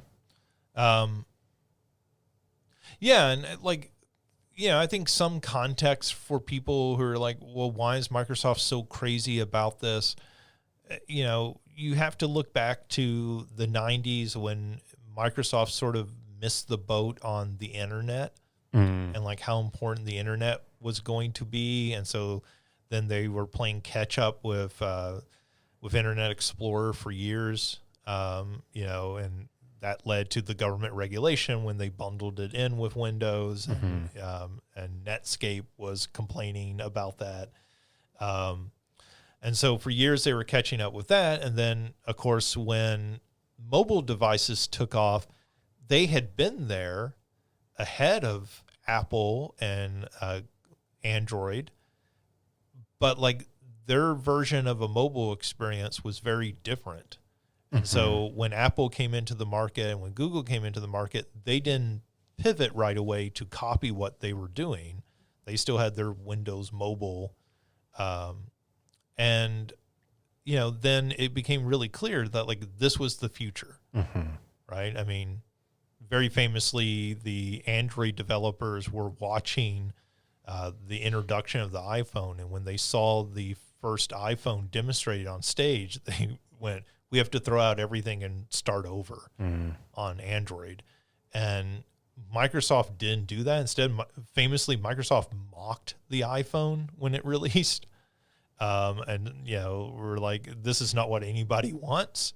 And then everybody wanted that. And, and Android was there very soon after with, what was, I know this makes people mad, but like it was a copy originally. And then they got better in some ways than Apple. And then Apple copied them, right? But like those two were going back and forth. And then by the time Microsoft got around to it with, Windows Mobile 7, and they sort of copied it. And in a lot of ways, people thought sort of surpassed what Apple and Google were doing at the time. It was too late. Yeah. Like nobody would adopt it, right? And so they were behind on that. And so Microsoft, which is true often of these big corporations, like they move slowly. They have been behind on things again and again. And I think they look at AI as an area where if they're behind again, that could be disastrous for them, like it has been in the mobile market. Yeah. For them, right? They've just had to cede that market to Apple and Google. Yeah. And I think that terrifies them and angers them in a lot of ways. And I think they look at the AI market similarly, and they're like, well, we can't afford to cede that to our competitors again. Yeah. Right. And I imagine,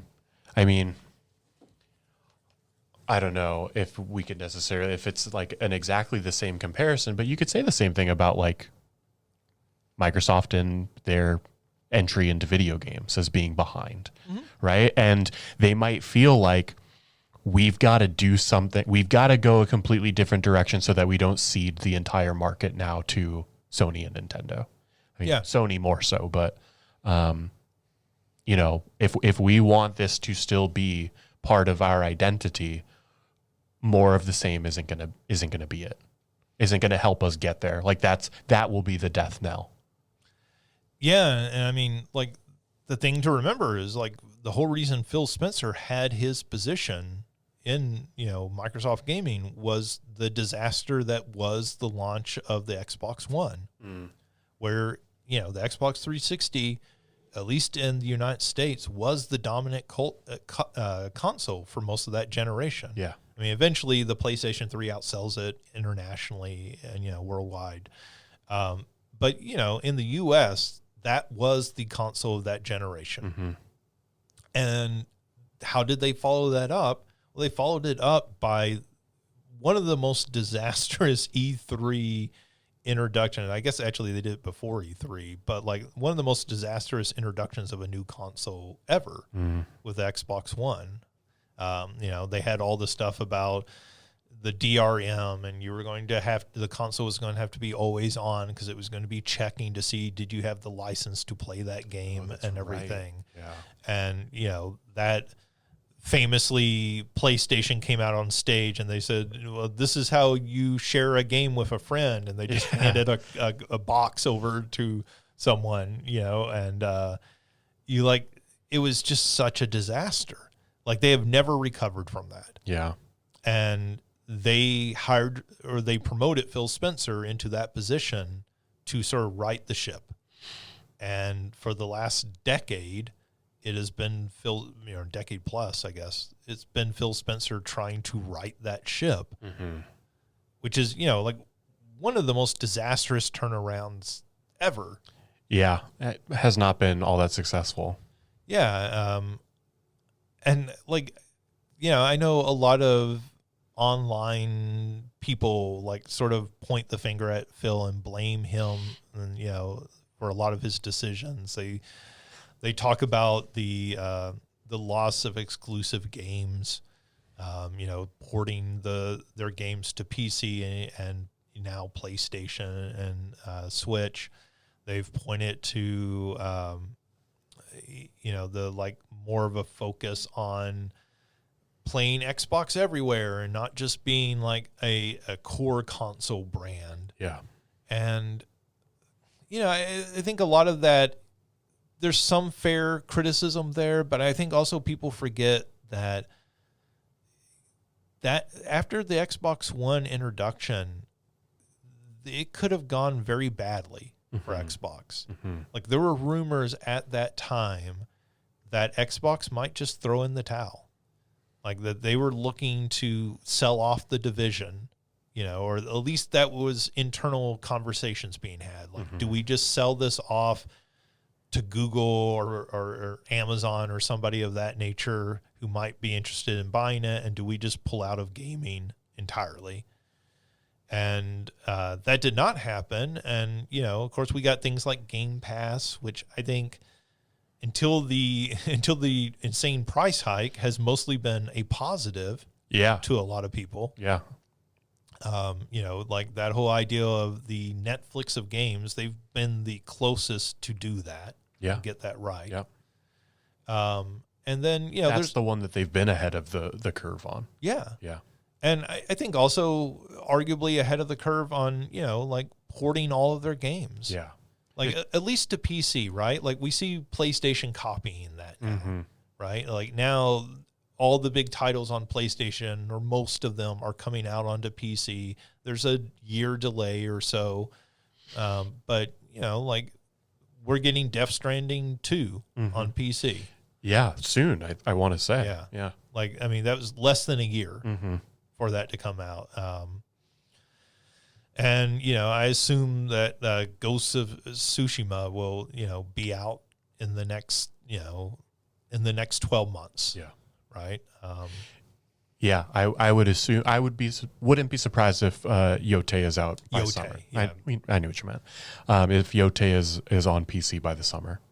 Yeah. Or by the end of the summer at the very least. Or fall at the latest, Sure. right? Like, because that would be a year. Yeah. But it seems like, they started off in those port windows were several years, and now they're getting down to a year. Yeah. Before they come out.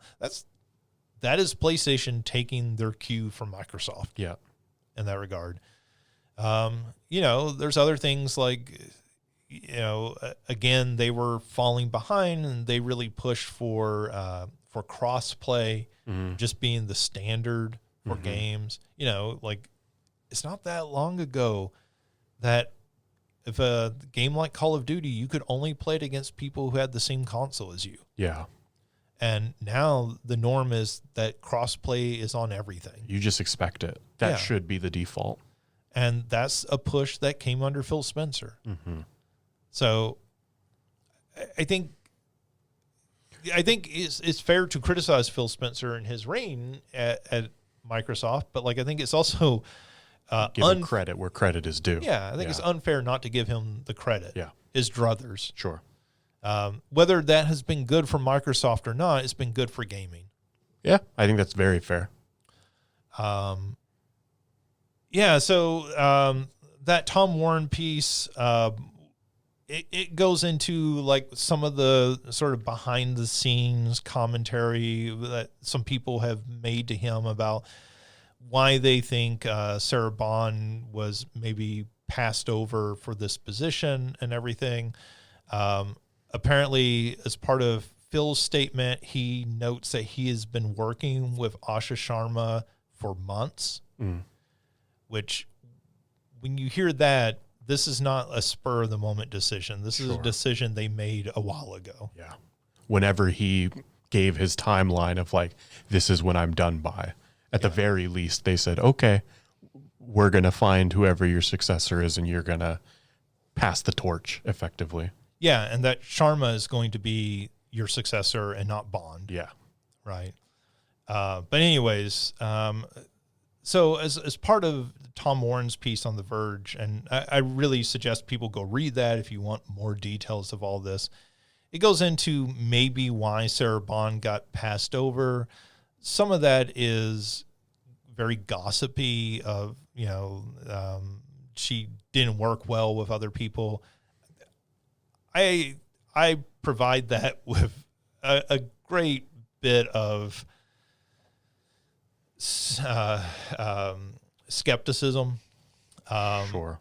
Because what goes on with people and how people work with other people is always a matter of perspective. And the people who are going to speak out sometimes in these situations are the people who feel they have been aggrieved in some manner. Have the most negative view, right? Right. It's a classic Yelp, the person who with the bad experience is the one that's going to leave the review.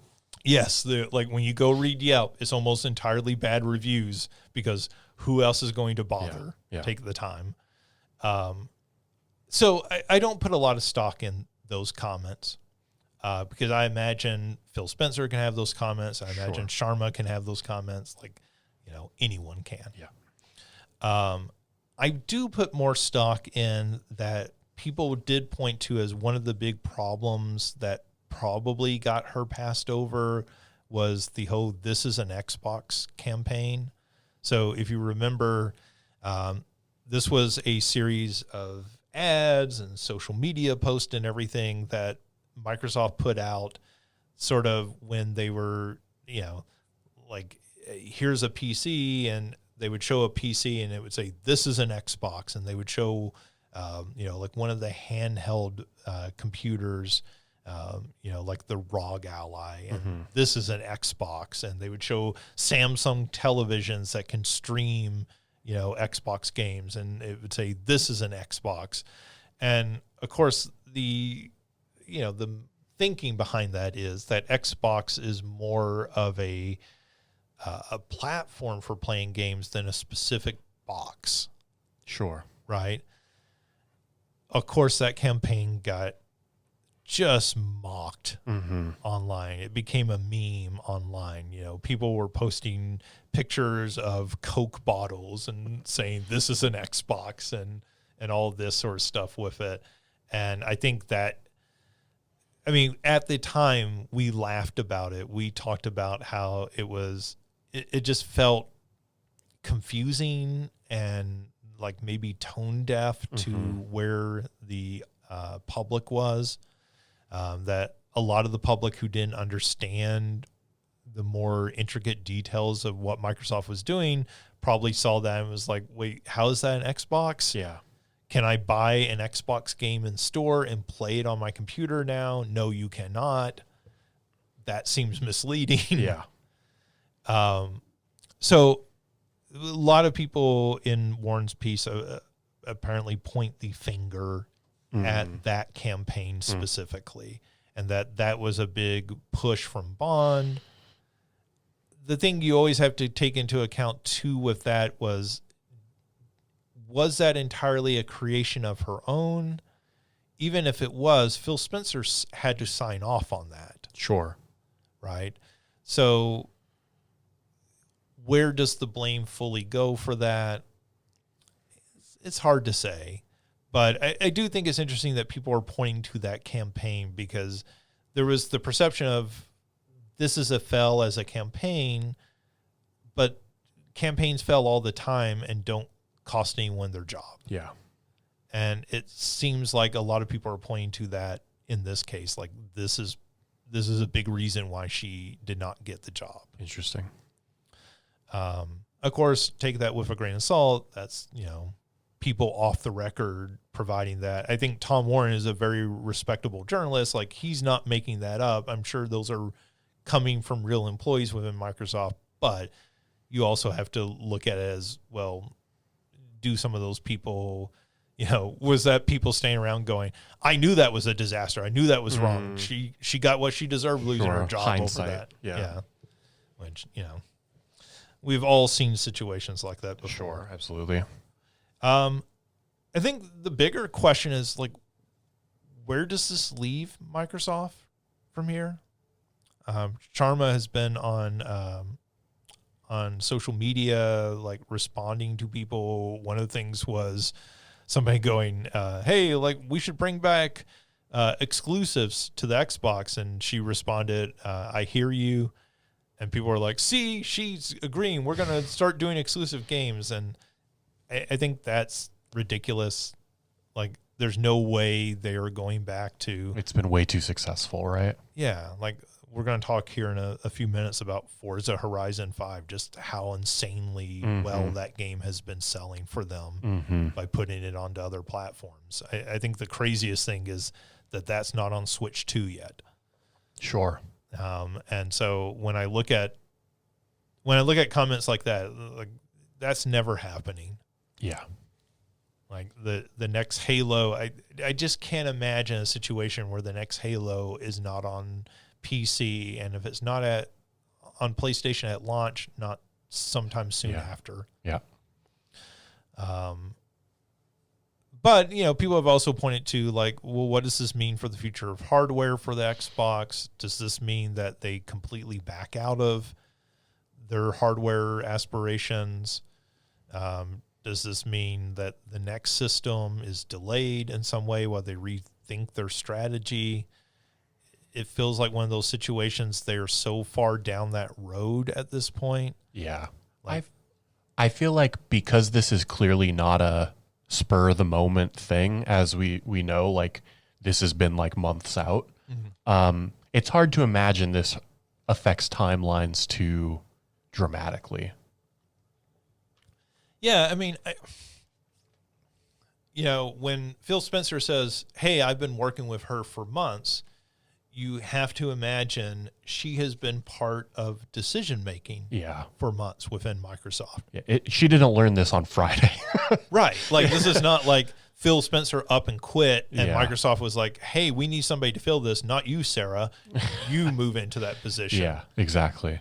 And I think when you look at that, you go, okay, well, her and, Phil and her have had to have sat down and talked about what is the best next step, right? Which doesn't mean that it's exactly what Phil would have done or Phil planned. I mean, I would imagine that probably her moving into that position came with some, walking orders from the CEO of Microsoft of, what they want to see happen. Sure, absolutely. And so, like, that probably has been, okay, well, how do we do this, right? Like, it's not, she moving in this week into the position is not going to suddenly throw everything into chaos. Big companies don't move like that generally. Yeah. I guess my reaction to this is Xbox seems rudderless. Like, they seem like they have no real direction.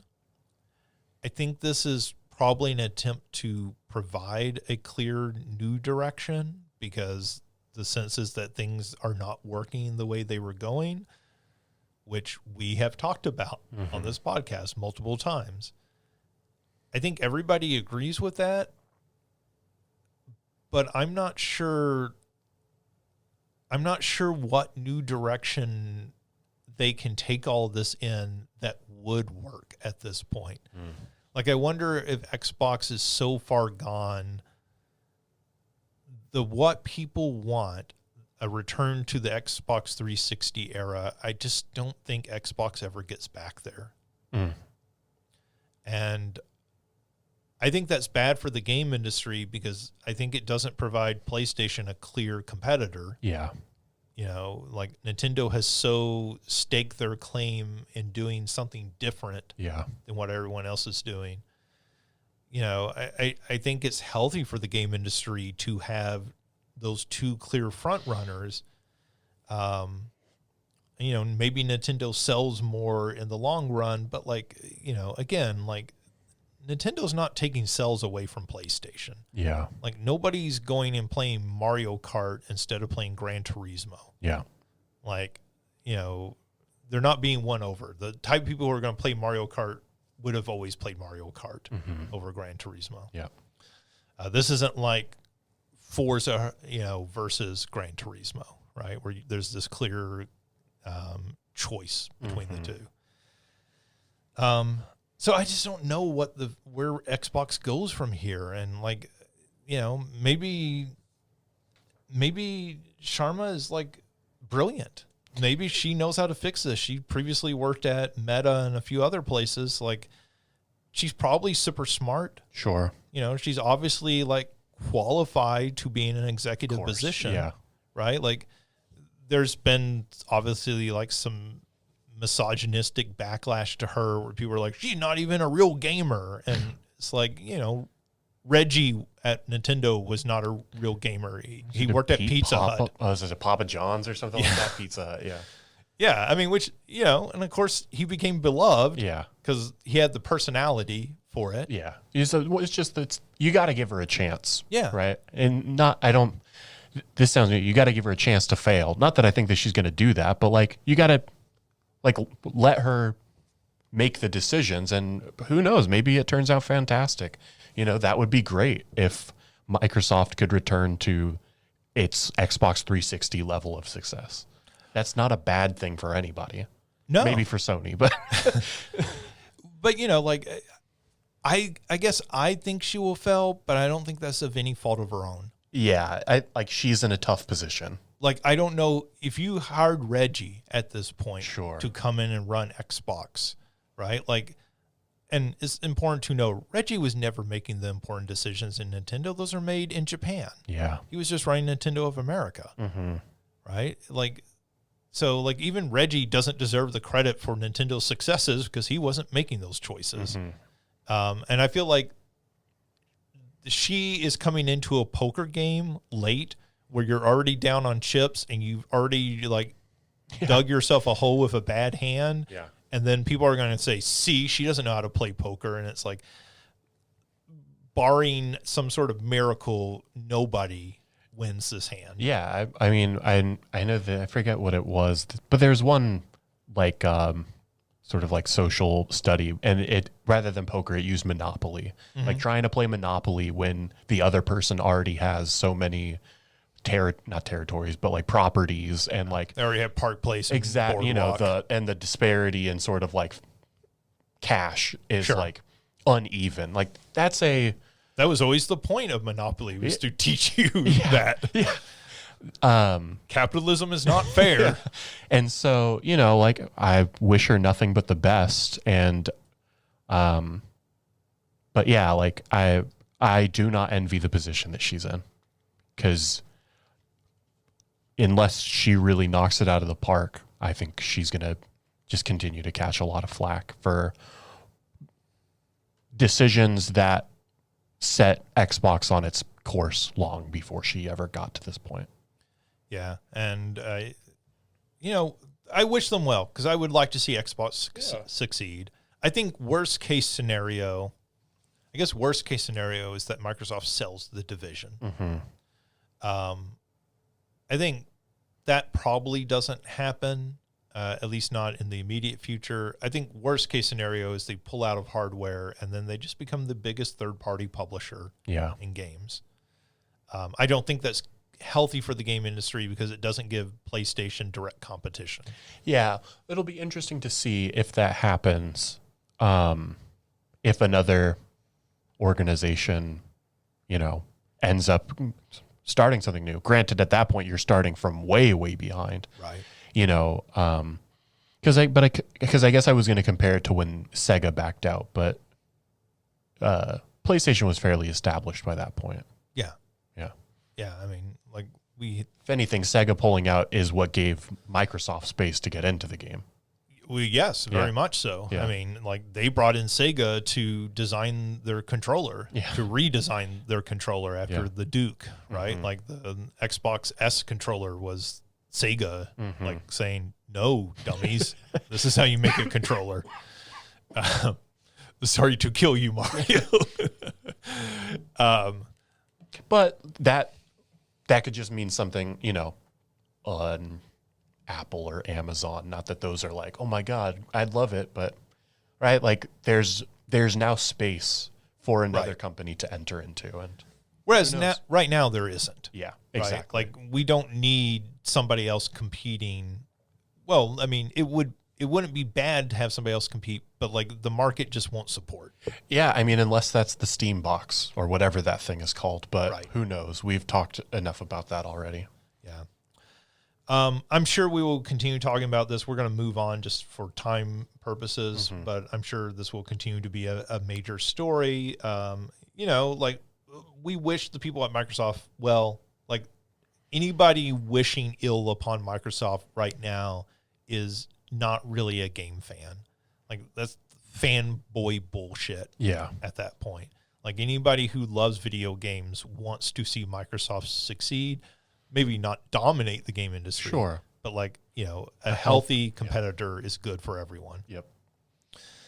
Let's see. Speaking of healthy competition, Amazon has dropped out of publishing Maverick Games' new title. These are former Forza developers. Speaking of Forza, this is their first title. They have pulled out of publishing it now. That means Maverick Games is going to shop that game around for a new publisher.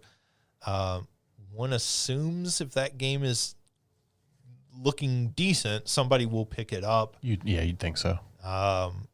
You would think, okay, well, that's just a bad game, but like this follows in a pattern for Amazon in recent months where they have announced that they're shutting down the New World, their MMO.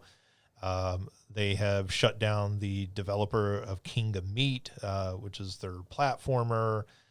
They have sold off their MOBA, March of Giants, to Ubisoft. This seems pretty clear that Amazon isn't just rethinking their game ambitions, but they are sort of moving out of those game ambitions. Yeah.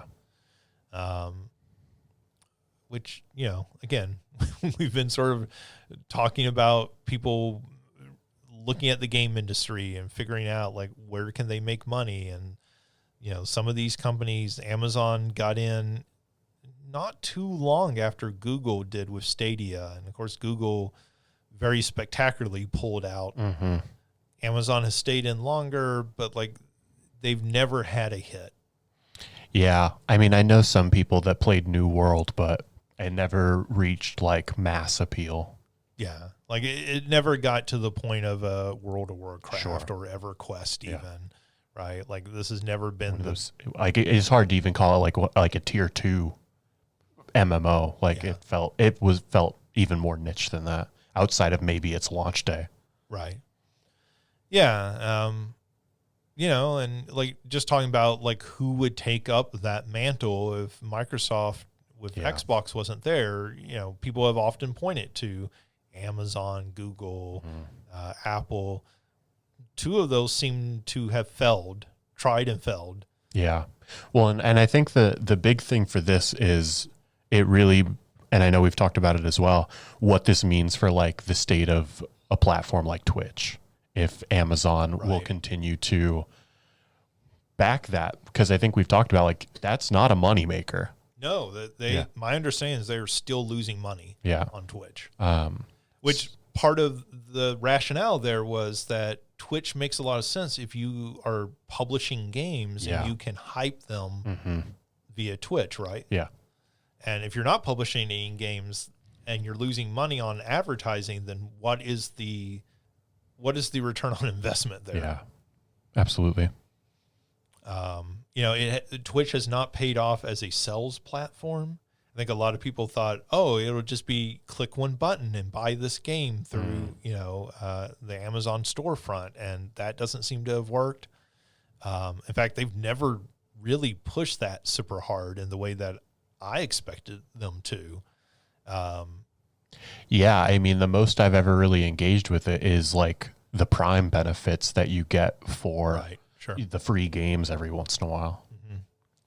Which I've acquired quite a collection of their free games through them. I have enough that I was like, well, I guess I'm downloading the Amazon Games launcher. Right. And GOG, they give quite a few games through GOG on there. I think they have not announced this fully, but this seems like Amazon, at least as a game developer and publisher, is probably not fully behind them yet, but very quickly approaching being behind them. Yeah. What that means for Twitch, I think you're right. I think that's the probably bigger story. Mm-hmm. Granted, that's big enough that they sell something like that off, I would think. I would think that there's a company that would be interested in buying Twitch. And even if that's something like a Google and just says, okay, you're all now YouTube streamers. Right. But I think at that point, YouTube integrates it somehow into YouTube. Yeah. Twitch for YouTube, or sure, they brand it in some way. Let's see. In other crazy video game news, I thought this was going to be the craziest story last week until the Microsoft news broke. But Sony announced they are shutting down Blue Point Games. Blue Point has made a name for themselves as being masters of doing remakes and remasters. Most famously, they did the remakes of Demon's Souls on the PlayStation 5 and the remake of Shadow of the Colossus, yes, on PlayStation 4. But they have also been responsible for, like, I think they did the Nathan Drake collection. So that was like a remastered collection on the PlayStation 4. I think they also did one of the God of War collections. I want to say they did the Yakuza ones as well. Okay. But that I'm not as sure on that one. Yeah, so they have built a name for themselves doing those sorts of collections and remakes and remasters. They were last said to be working on a God of War live service game. This has apparently been an open secret. They were working on this.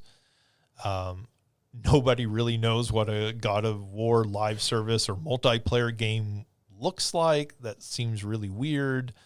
Maybe like that new Horizons game that is coming out. Sure. But anyways, that got shut down last year. And apparently for the last year, they have been pitching what their next project would be. Apparently none of those pitches got picked up by Sony. And Sony decided to shut the studio down. It'll shut down officially in March. The reaction on the internet was sort of crazy for this one. A lot of people really upset and, hey, why didn't you just assign them to do another remake? This coming immediately following the announcement of that God of War trilogy remake. Certainly a lot of people said, hey, wait a second. These guys are great at this. Why didn't you just have them do that? Yeah. I think the problem is we don't know what has been going on internally between them and Sony. So, it may be a case of where Sony was like, hey, why don't you handle this God of War trilogy remake? And they were like, no, we don't want to do that. Yeah. We refuse to do any more remakes. We want to do our own original game. Mm-hmm. And Sony finally just said, we don't want you to do any of these. We don't want to invest the money. We don't think we'll get a return on whatever you're pitching to us. It's really hard to say. I think people love to say, they love conjecture of that they in some way know the conversations that are going on behind the scenes. None of us know. Mm-hmm. Right. right? Like none of us know what was actually happening here. And whatever we do learn probably has some level of spin to it. Sure. Yeah. Yeah. I mean, all those partial or something like that. All those press releases put out by people at Microsoft, I was reading those as somebody who teaches public relations and going, yeah, this public relations person or AI wrote this for you. This is not how people talk. Yeah. Like I think the other thing to consider with this is if you're doing a remaster or a remake, Blue Point was based in Austin, Texas. It is a heck of a lot cheaper to do a remaster by farming that out to some place in Asia. Like to get a South Korean team or something to develop that for you instead. Sure. So, they may be a victim of the thing that they were really good at and they're best known for is something that Sony doesn't want to pay for. Yeah. Yeah. There's nobody arguing that this isn't a talented team. Like, that Demon's Souls remake was very much liked by pretty much everyone. Yeah. I think if anything, there's objectively a very good team at what they do. Yeah. That and the Shadow of the Colossus remakes are pretty fantastic. Yeah. So yeah, I mean, we'll see what happens. This seems like a situation where somebody who needs a really good remaster team may come in and snatch them up. Like they're in Austin, which is where I think Retro is located. I don't know. They're in Texas somewhere. Maybe it's not Austin. But I could see a situation where Nintendo looks at a team like this and Nintendo says, hey, we've got a lot of these older games. Mm-hmm. Maybe we can put you in charge of remaking these for us, right? Like you do Ocarina of Time.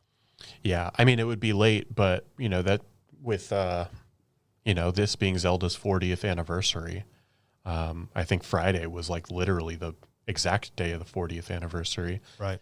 That's the anticipation or the hope is that maybe either, the HD ones of the games they already made, or, if they figure out how to put like the DS games onto the Switch, right. Something like that in terms of like, yeah, I could absolutely see something like that being the case. And Nintendo's been doing those like very, very specialized pickups of studios, right? Yeah. So I could see that. I could see Sony having some interest, right? Like Sony looking at it and saying, hey, we've got Legend of Dragoon. Sega. What? So not Sony. Sony's the one that just shut them down. Oh yeah. Sorry. But like, I could see Microsoft. Oh, right? sure. Like, coming in and taking them. Though, like, again, I don't think Microsoft's probably staffing up anytime soon. Yeah. But like, yeah, I mean, Sega, right? Like Sega would be a possibility with it, where Sega might look at something like this and say, yeah, let's take Panzer Dragoon Saga, right? Let's take that, and there's been for years a push to like, apparently they've lost the code for it, but to get that onto modern systems. Sure. And one of the ways you do that is just do a full remake of it. Sure. Yeah, right? absolutely.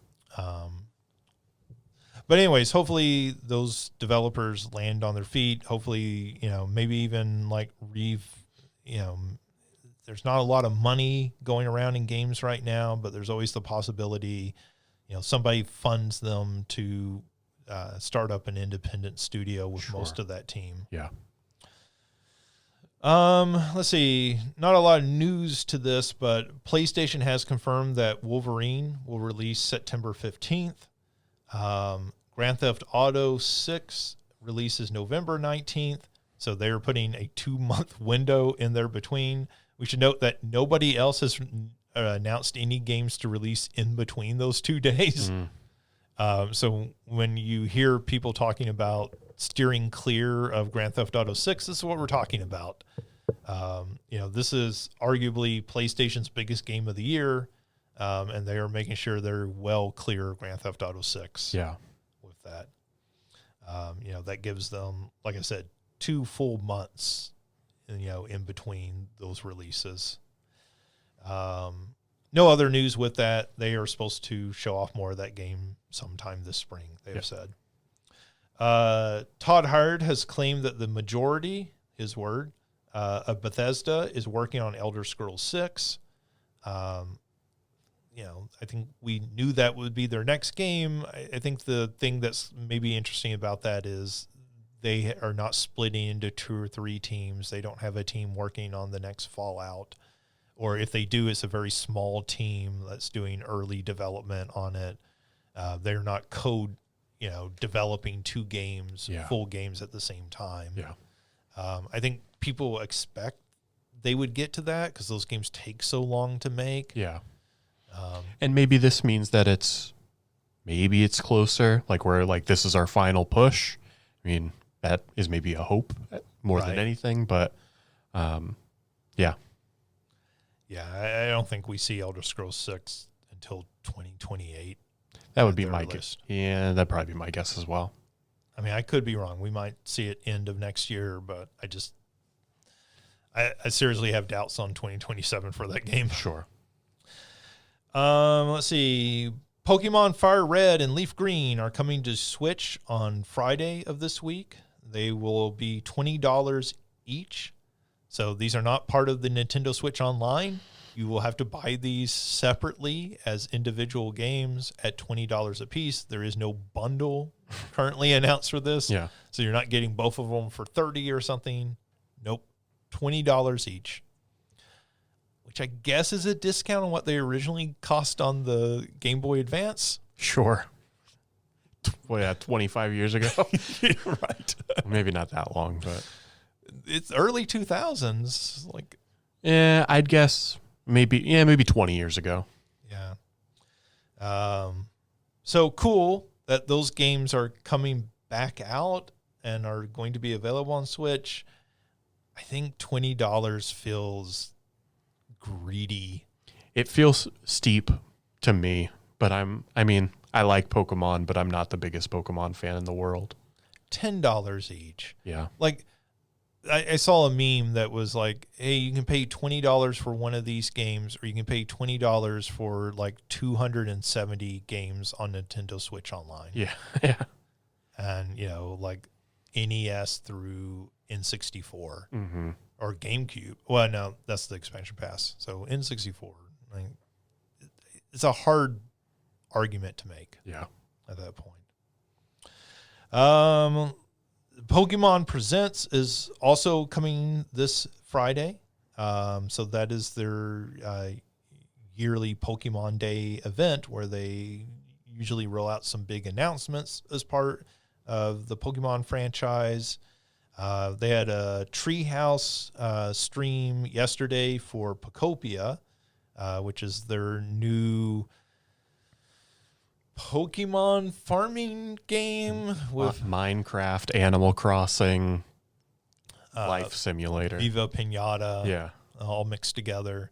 So I think the interesting thing about this, apparently maybe this Pokemon Fire Red and Leaf Green news leaked a little early. Maybe that was going to be a shadow announcement. I've heard different arguments about that, whether they intended to put that out or not. The Pokopia, though, like putting all of that footage, and they did like an 80-minute stream alongside the Super Mario Wonder DLC that's coming out for that. Yeah. But it does make me wonder, okay, well, what is going to be the big news out of this Pokemon Day Presents? A lot of people are hoping, wishing, maybe, copium that they are feeding themselves, that this is going to be the new generation of Pokemon, Gen 10, I believe, new games announced. Mario, you are much more the unfun realist. You think this will just be more information on Pokemon Champions? I don't know if it'll just be Pokemon Champions, but I think that is such a big thing for them. I know many people who are highly anticipating Champions that I think we will 100% absolutely get information about Champions on Friday. And I think part of that includes a date. And because I think they have to get this right. This is such a huge part of what they're doing this year. Like, sure, the future, whatever. But for what Pokemon is doing this year, Champions is such a big part of it that they have to get it right. And so I'm unsurprised. I wouldn't be surprised if, like, let's get this the Fire Red Leaf Green, let's get that news out there. Let's show off Pokopia a little bit so that people can see it, so that we can really have a strong emphasis on Champions. Yeah. You know, we don't have to spend even 5 minutes talking about Fire Red and Leaf Green. We can just say this in 30 seconds. Hey, these games are out now. But we can really spend our time on Champions because that's what people are going to want to see. Yeah. I think you're right in that it'll be new stuff that they're showing off, right? Like, even Champions has been announced, but, like, we haven't seen a ton of it. So I think, yes, they want to, like, focus on that new stuff. Maybe we get a tease for the Gen 10 if that's coming this fall. Maybe. I think it would be more likely to get either like a Let's Go Johto, the Gen 2 games in the Let's Go style, or Gen 5 remakes. Because, we got the Gen 4 remakes in the Switch lifespan, and so I wouldn't be surprised if we get something for Gen 5. I would be more surprised by a new generation than any of those things. Okay. Well, we will see on Friday how that pans out. Sorry to the Pokemon fans if I'm being a bit of a bummer. You can wish I'm wrong. And you can tell him you told him so if you turn out to be right. Yeah. So we'll see with that. We'll talk about it next week on the podcast. Mm-hmm. Let's see. Some news out of January sales. The PlayStation 5 outsold the Switch 2 in January. That's not entirely crazy to hear. I think the Switch 2 sold really well, at launch. It sold well through the holidays. We've heard that already. Yeah. The PlayStation 5 is still, still the bigger console right now. Yeah. This feels like I think of as like the classic, like, slight dip that comes after your release window. Right. Whereas it feels like, I know most people might consider this to be getting towards the end of the PS5 lifespan, but, like, it feels like the PS5 is as strong as it could possibly be, especially considering the state of play, like we talked about last week, being so strong. And the PlayStation 5 has more big titles coming out soon than Switch 2 does. Yeah. Right. And I think we're getting to that point where I think a new Nintendo Direct has to be coming sometime soon, because we're starting to get to, okay, what the heck is coming next, y'all? Right. Well, we have Tamagotchi and some of those announced, but even stuff like the Fire Emblem game, we don't have a release date on that. Yeah. Right? Like, not even a time frame other than this year sometime. But this feels like the normal time, February, March, that Nintendo does one of their big announcements. Yeah, and I think February has been very full for them. Yeah. Right? Like, they did the Partner Direct. They're doing the Pokemon Day. There's been rumors that it'll be in March sometime. So we'll see. Otherwise, they also released the top 10 games. I'll just run through these really quick. Number 1 was Call of Duty Black Ops 7. Number 2 is NBA 2K26. Number 3, Madden NFL 26. Then Minecraft, Battlefield 6, EA Sports FC 26, Grand Theft Auto 5, which just seems the most insane thing that game is, like 3 console generations later, that game is still in the top 10 best-selling games. Red Dead Redemption 2, Of course, that just came out on the Switch 2, right? Didn't that port just come out? That I don't know. And Final Fantasy VII Remake and Forza Horizon 5. So we mentioned Forza a little earlier, like still selling incredibly well. Yeah, I mean, like this is a bunch of yearly sports installments, and it's some games that just continue to sell well, like years and years after the release. Minecraft, like who is buying this many copies of Minecraft? Like still, like I mean, You're telling me you don't have it on 5 other consoles already? I own Minecraft on one platform, PC, right? Like I don't, but like, is it that, or is it a new generation of kids coming up and like Maybe they're getting copies of it? Maybe. I mean, it could definitely be that. It's weird. Yeah. Like Final Fantasy VII Remake is maybe the most surprising one to me. Yeah, I mean, that got ported to Switch. So, or Switch 2. Well, so what is this counting the top 10 of? Just games in general? Yeah. Oh, okay. That's less surprising then, I guess. I was thinking this was like the PS5's most No. top. I was like, that's crazy to me that game is number in the top 10. But because it just got ported to Switch, I can understand why it would be so high. Yeah, I think, probably it might have been discounted and that sort of thing. That can sometimes bump them up. People have been listening to me talk about it. Yeah. That definitely, that's what it is. Well, I mean, I think a lot of people are playing that game for the first time, or they're going back and replaying it on new platforms, right? And that always generates interest for people. The other thing is, outside of Minecraft, which at this point is a live service game, this is all sequels. Yeah. Like original games aren't cracking this top 10. These sales charts do not include digital sales on the Switch. So like, okay, this is mostly talking about retail, and some digital sales are mixed in here. But there is a reason that we continue to get, yearly installments of lots of these franchises. Mm-hmm. They sell incredibly well. And Call of Duty Black Ops 7 being number 1 is, as assumed, incredibly welcome news from Microsoft, because that game has not done super well this year. In the context of what is expected of a Call of Duty game. Yeah. Let's see. In the Olympics at the exhibition gala, which is their sort of, I feel like this is the first time this has been made a big deal of broadcast-wise. Apparently it's been going on for years. They did this, but I feel like it's the first I've ever heard of this as part of the Olympics. Yeah, we were watching probably curling.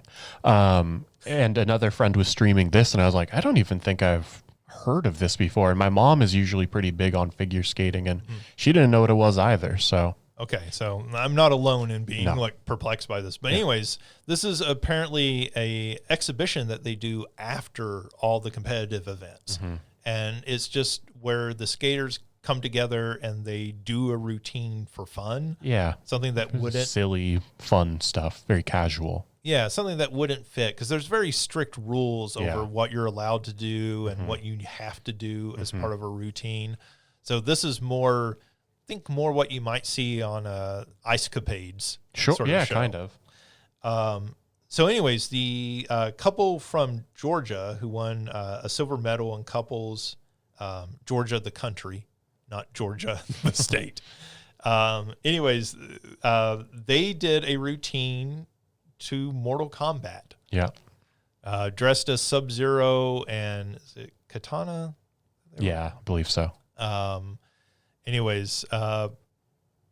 It was really entertaining. Like after you sent a mention of it and everything, I did track down the video and watched it, and it felt very goofy. It felt like Mortal Kombat on ice. Yeah. Like, the sort of thing you would have seen in the 90s. I feel like those were very popular shows. Like, it's Peanuts on Ice. And, so, like, that's what this felt like. It was goofy and silly, but, like, 2 world-class figure skaters trying to mimic Mortal Kombat while ice skating. right? So at one point they like he picked up his female partner and like tossed her, and I was like, yeah, you can do that in Mortal Kombat. Mortal Kombat has throws in it. But I think that's what I liked so much about just this gala in general was that it seemed like a lot of them really leaned into like the silliness of it. Like, figure skating is very, seems to be very rigid in terms of like, you need to do this and like to a T. And the fact that so many of them just got to have fun, that was pretty cool. Yeah. I mean, it's, like somebody dressed up as Kung Fu Panda in a whole like furry costume and everything. And you're like watching that and going, okay, well, like good. Like you seem like this is probably the happiest you are doing this. Yeah. And so it made it entertaining. So if you did not see that, I would suggest that over a lot of the competition because I think it's just more entertaining to watch. You get their personalities more and stuff like that. Radical Entertainment, who developed Prototype and Simpsons Hit and Run, has announced that they have reformed as New Radical Games. As part of that, there was an image included with their new logo superimposed over the cover art of Simpsons Hit and Run, which is a game people have been begging for a remake or remaster of. New Radical Games, as part of this, said, we are looking for work remastering and remaking games. So they are obviously hinting at what they would like to do. Yeah. There was that fan remake where somebody was porting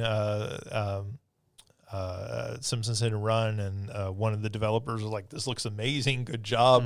Like, I fully support this. That's cool. I don't own the Simpsons license, so I can't do this. That's a very beloved game. That's the sort of game I feel like, nobody's doing anything with the Simpsons license currently other than Fortnite, I guess. But it feels like, particularly after the success of the Simpsons Fortnite, you start to think, well, like, this seems like a no-brainer for Disney. Yeah. So, let's see. Discord announced, this is actually some good news about Discord. They announced they were delaying their global age verification to the second half of 2026. You remember that was where you were going to have to upload your ID in order to get the full features of Discord.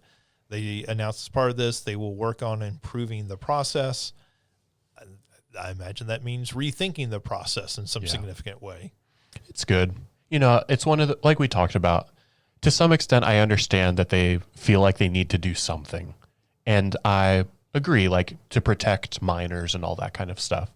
But is there a way that they can do it that maybe isn't quite so invasive with people's personal information? Yeah, so I respect it. I respect this decision.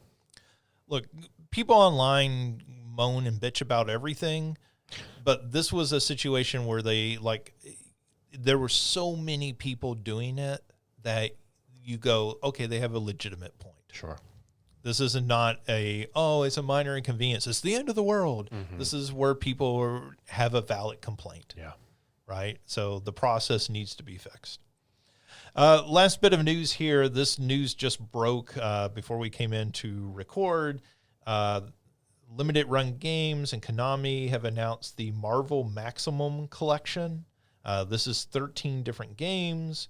The most high profile are the X-Men, the arcade game, Captain America and the Avengers, that is the arcade game, and Spider-Man Maximum Carnage.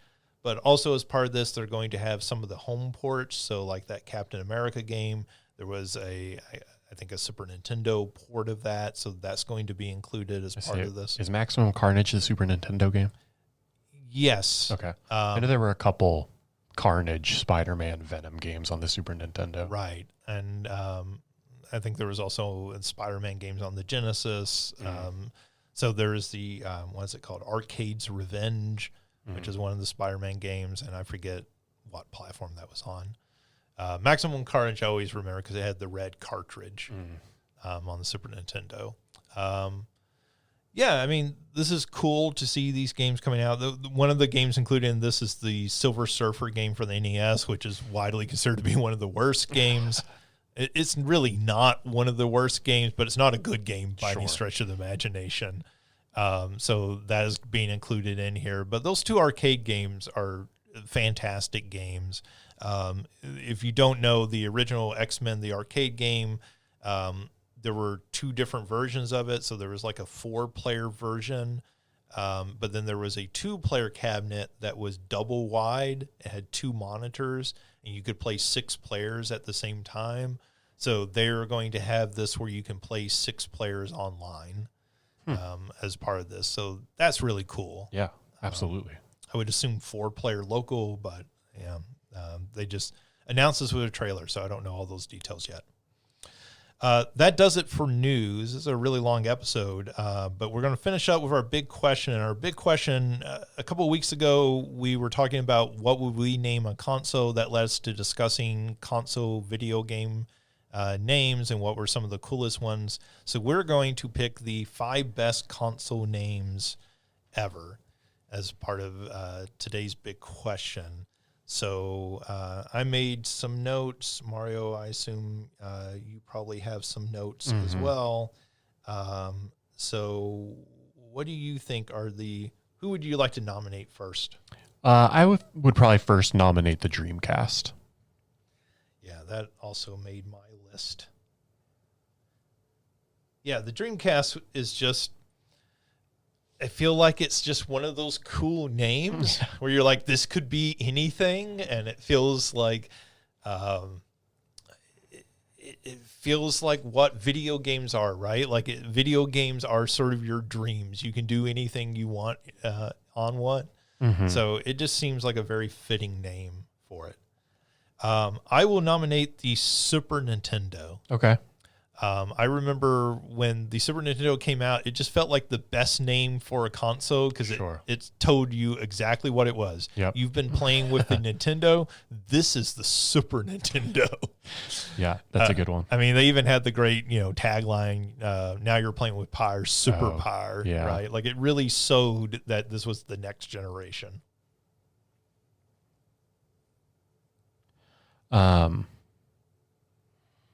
I think another one that I would add to the list is the Switch. I think that's a simple but like a very good way to like this is what this does. Yeah, so the name it explained. Yeah. Right? Like this sort of shift in the way you thought of a home versus portable console. Yep. Yeah, that's good. I would say the Neo Geo. Okay. I just think the Neo Geo is a cool name. It doesn't necessarily evoke anything specific.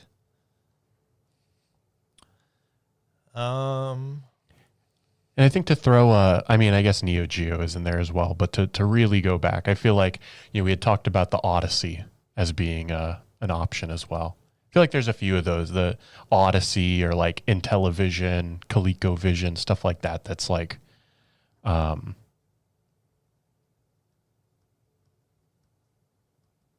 those are, I don't know, those to me are good names. Yeah, I think Intellivision over ColecoVision because ColecoVision is Coleco is the name of the company, right? Yeah. Where Mattel made the Intellivision, and you're like, oh, it's a playoff television, but it's the intelligent vision, right? It's smart TV, as a game console. Let's see what else we have. I think PlayStation is a pretty good name.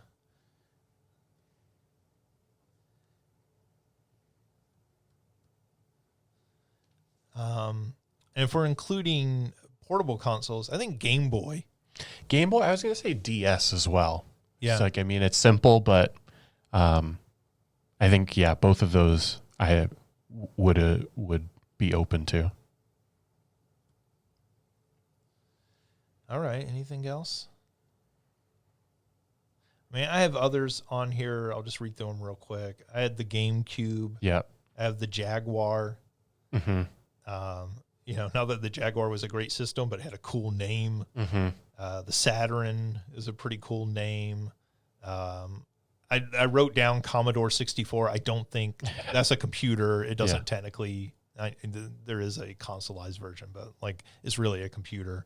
And 3DO is the other one. And I just like 3DO because it's dumb. The other one that I'll throw out there to maybe add to our list is the PlayStation Portable, just because I think PSP is such a good, acronym.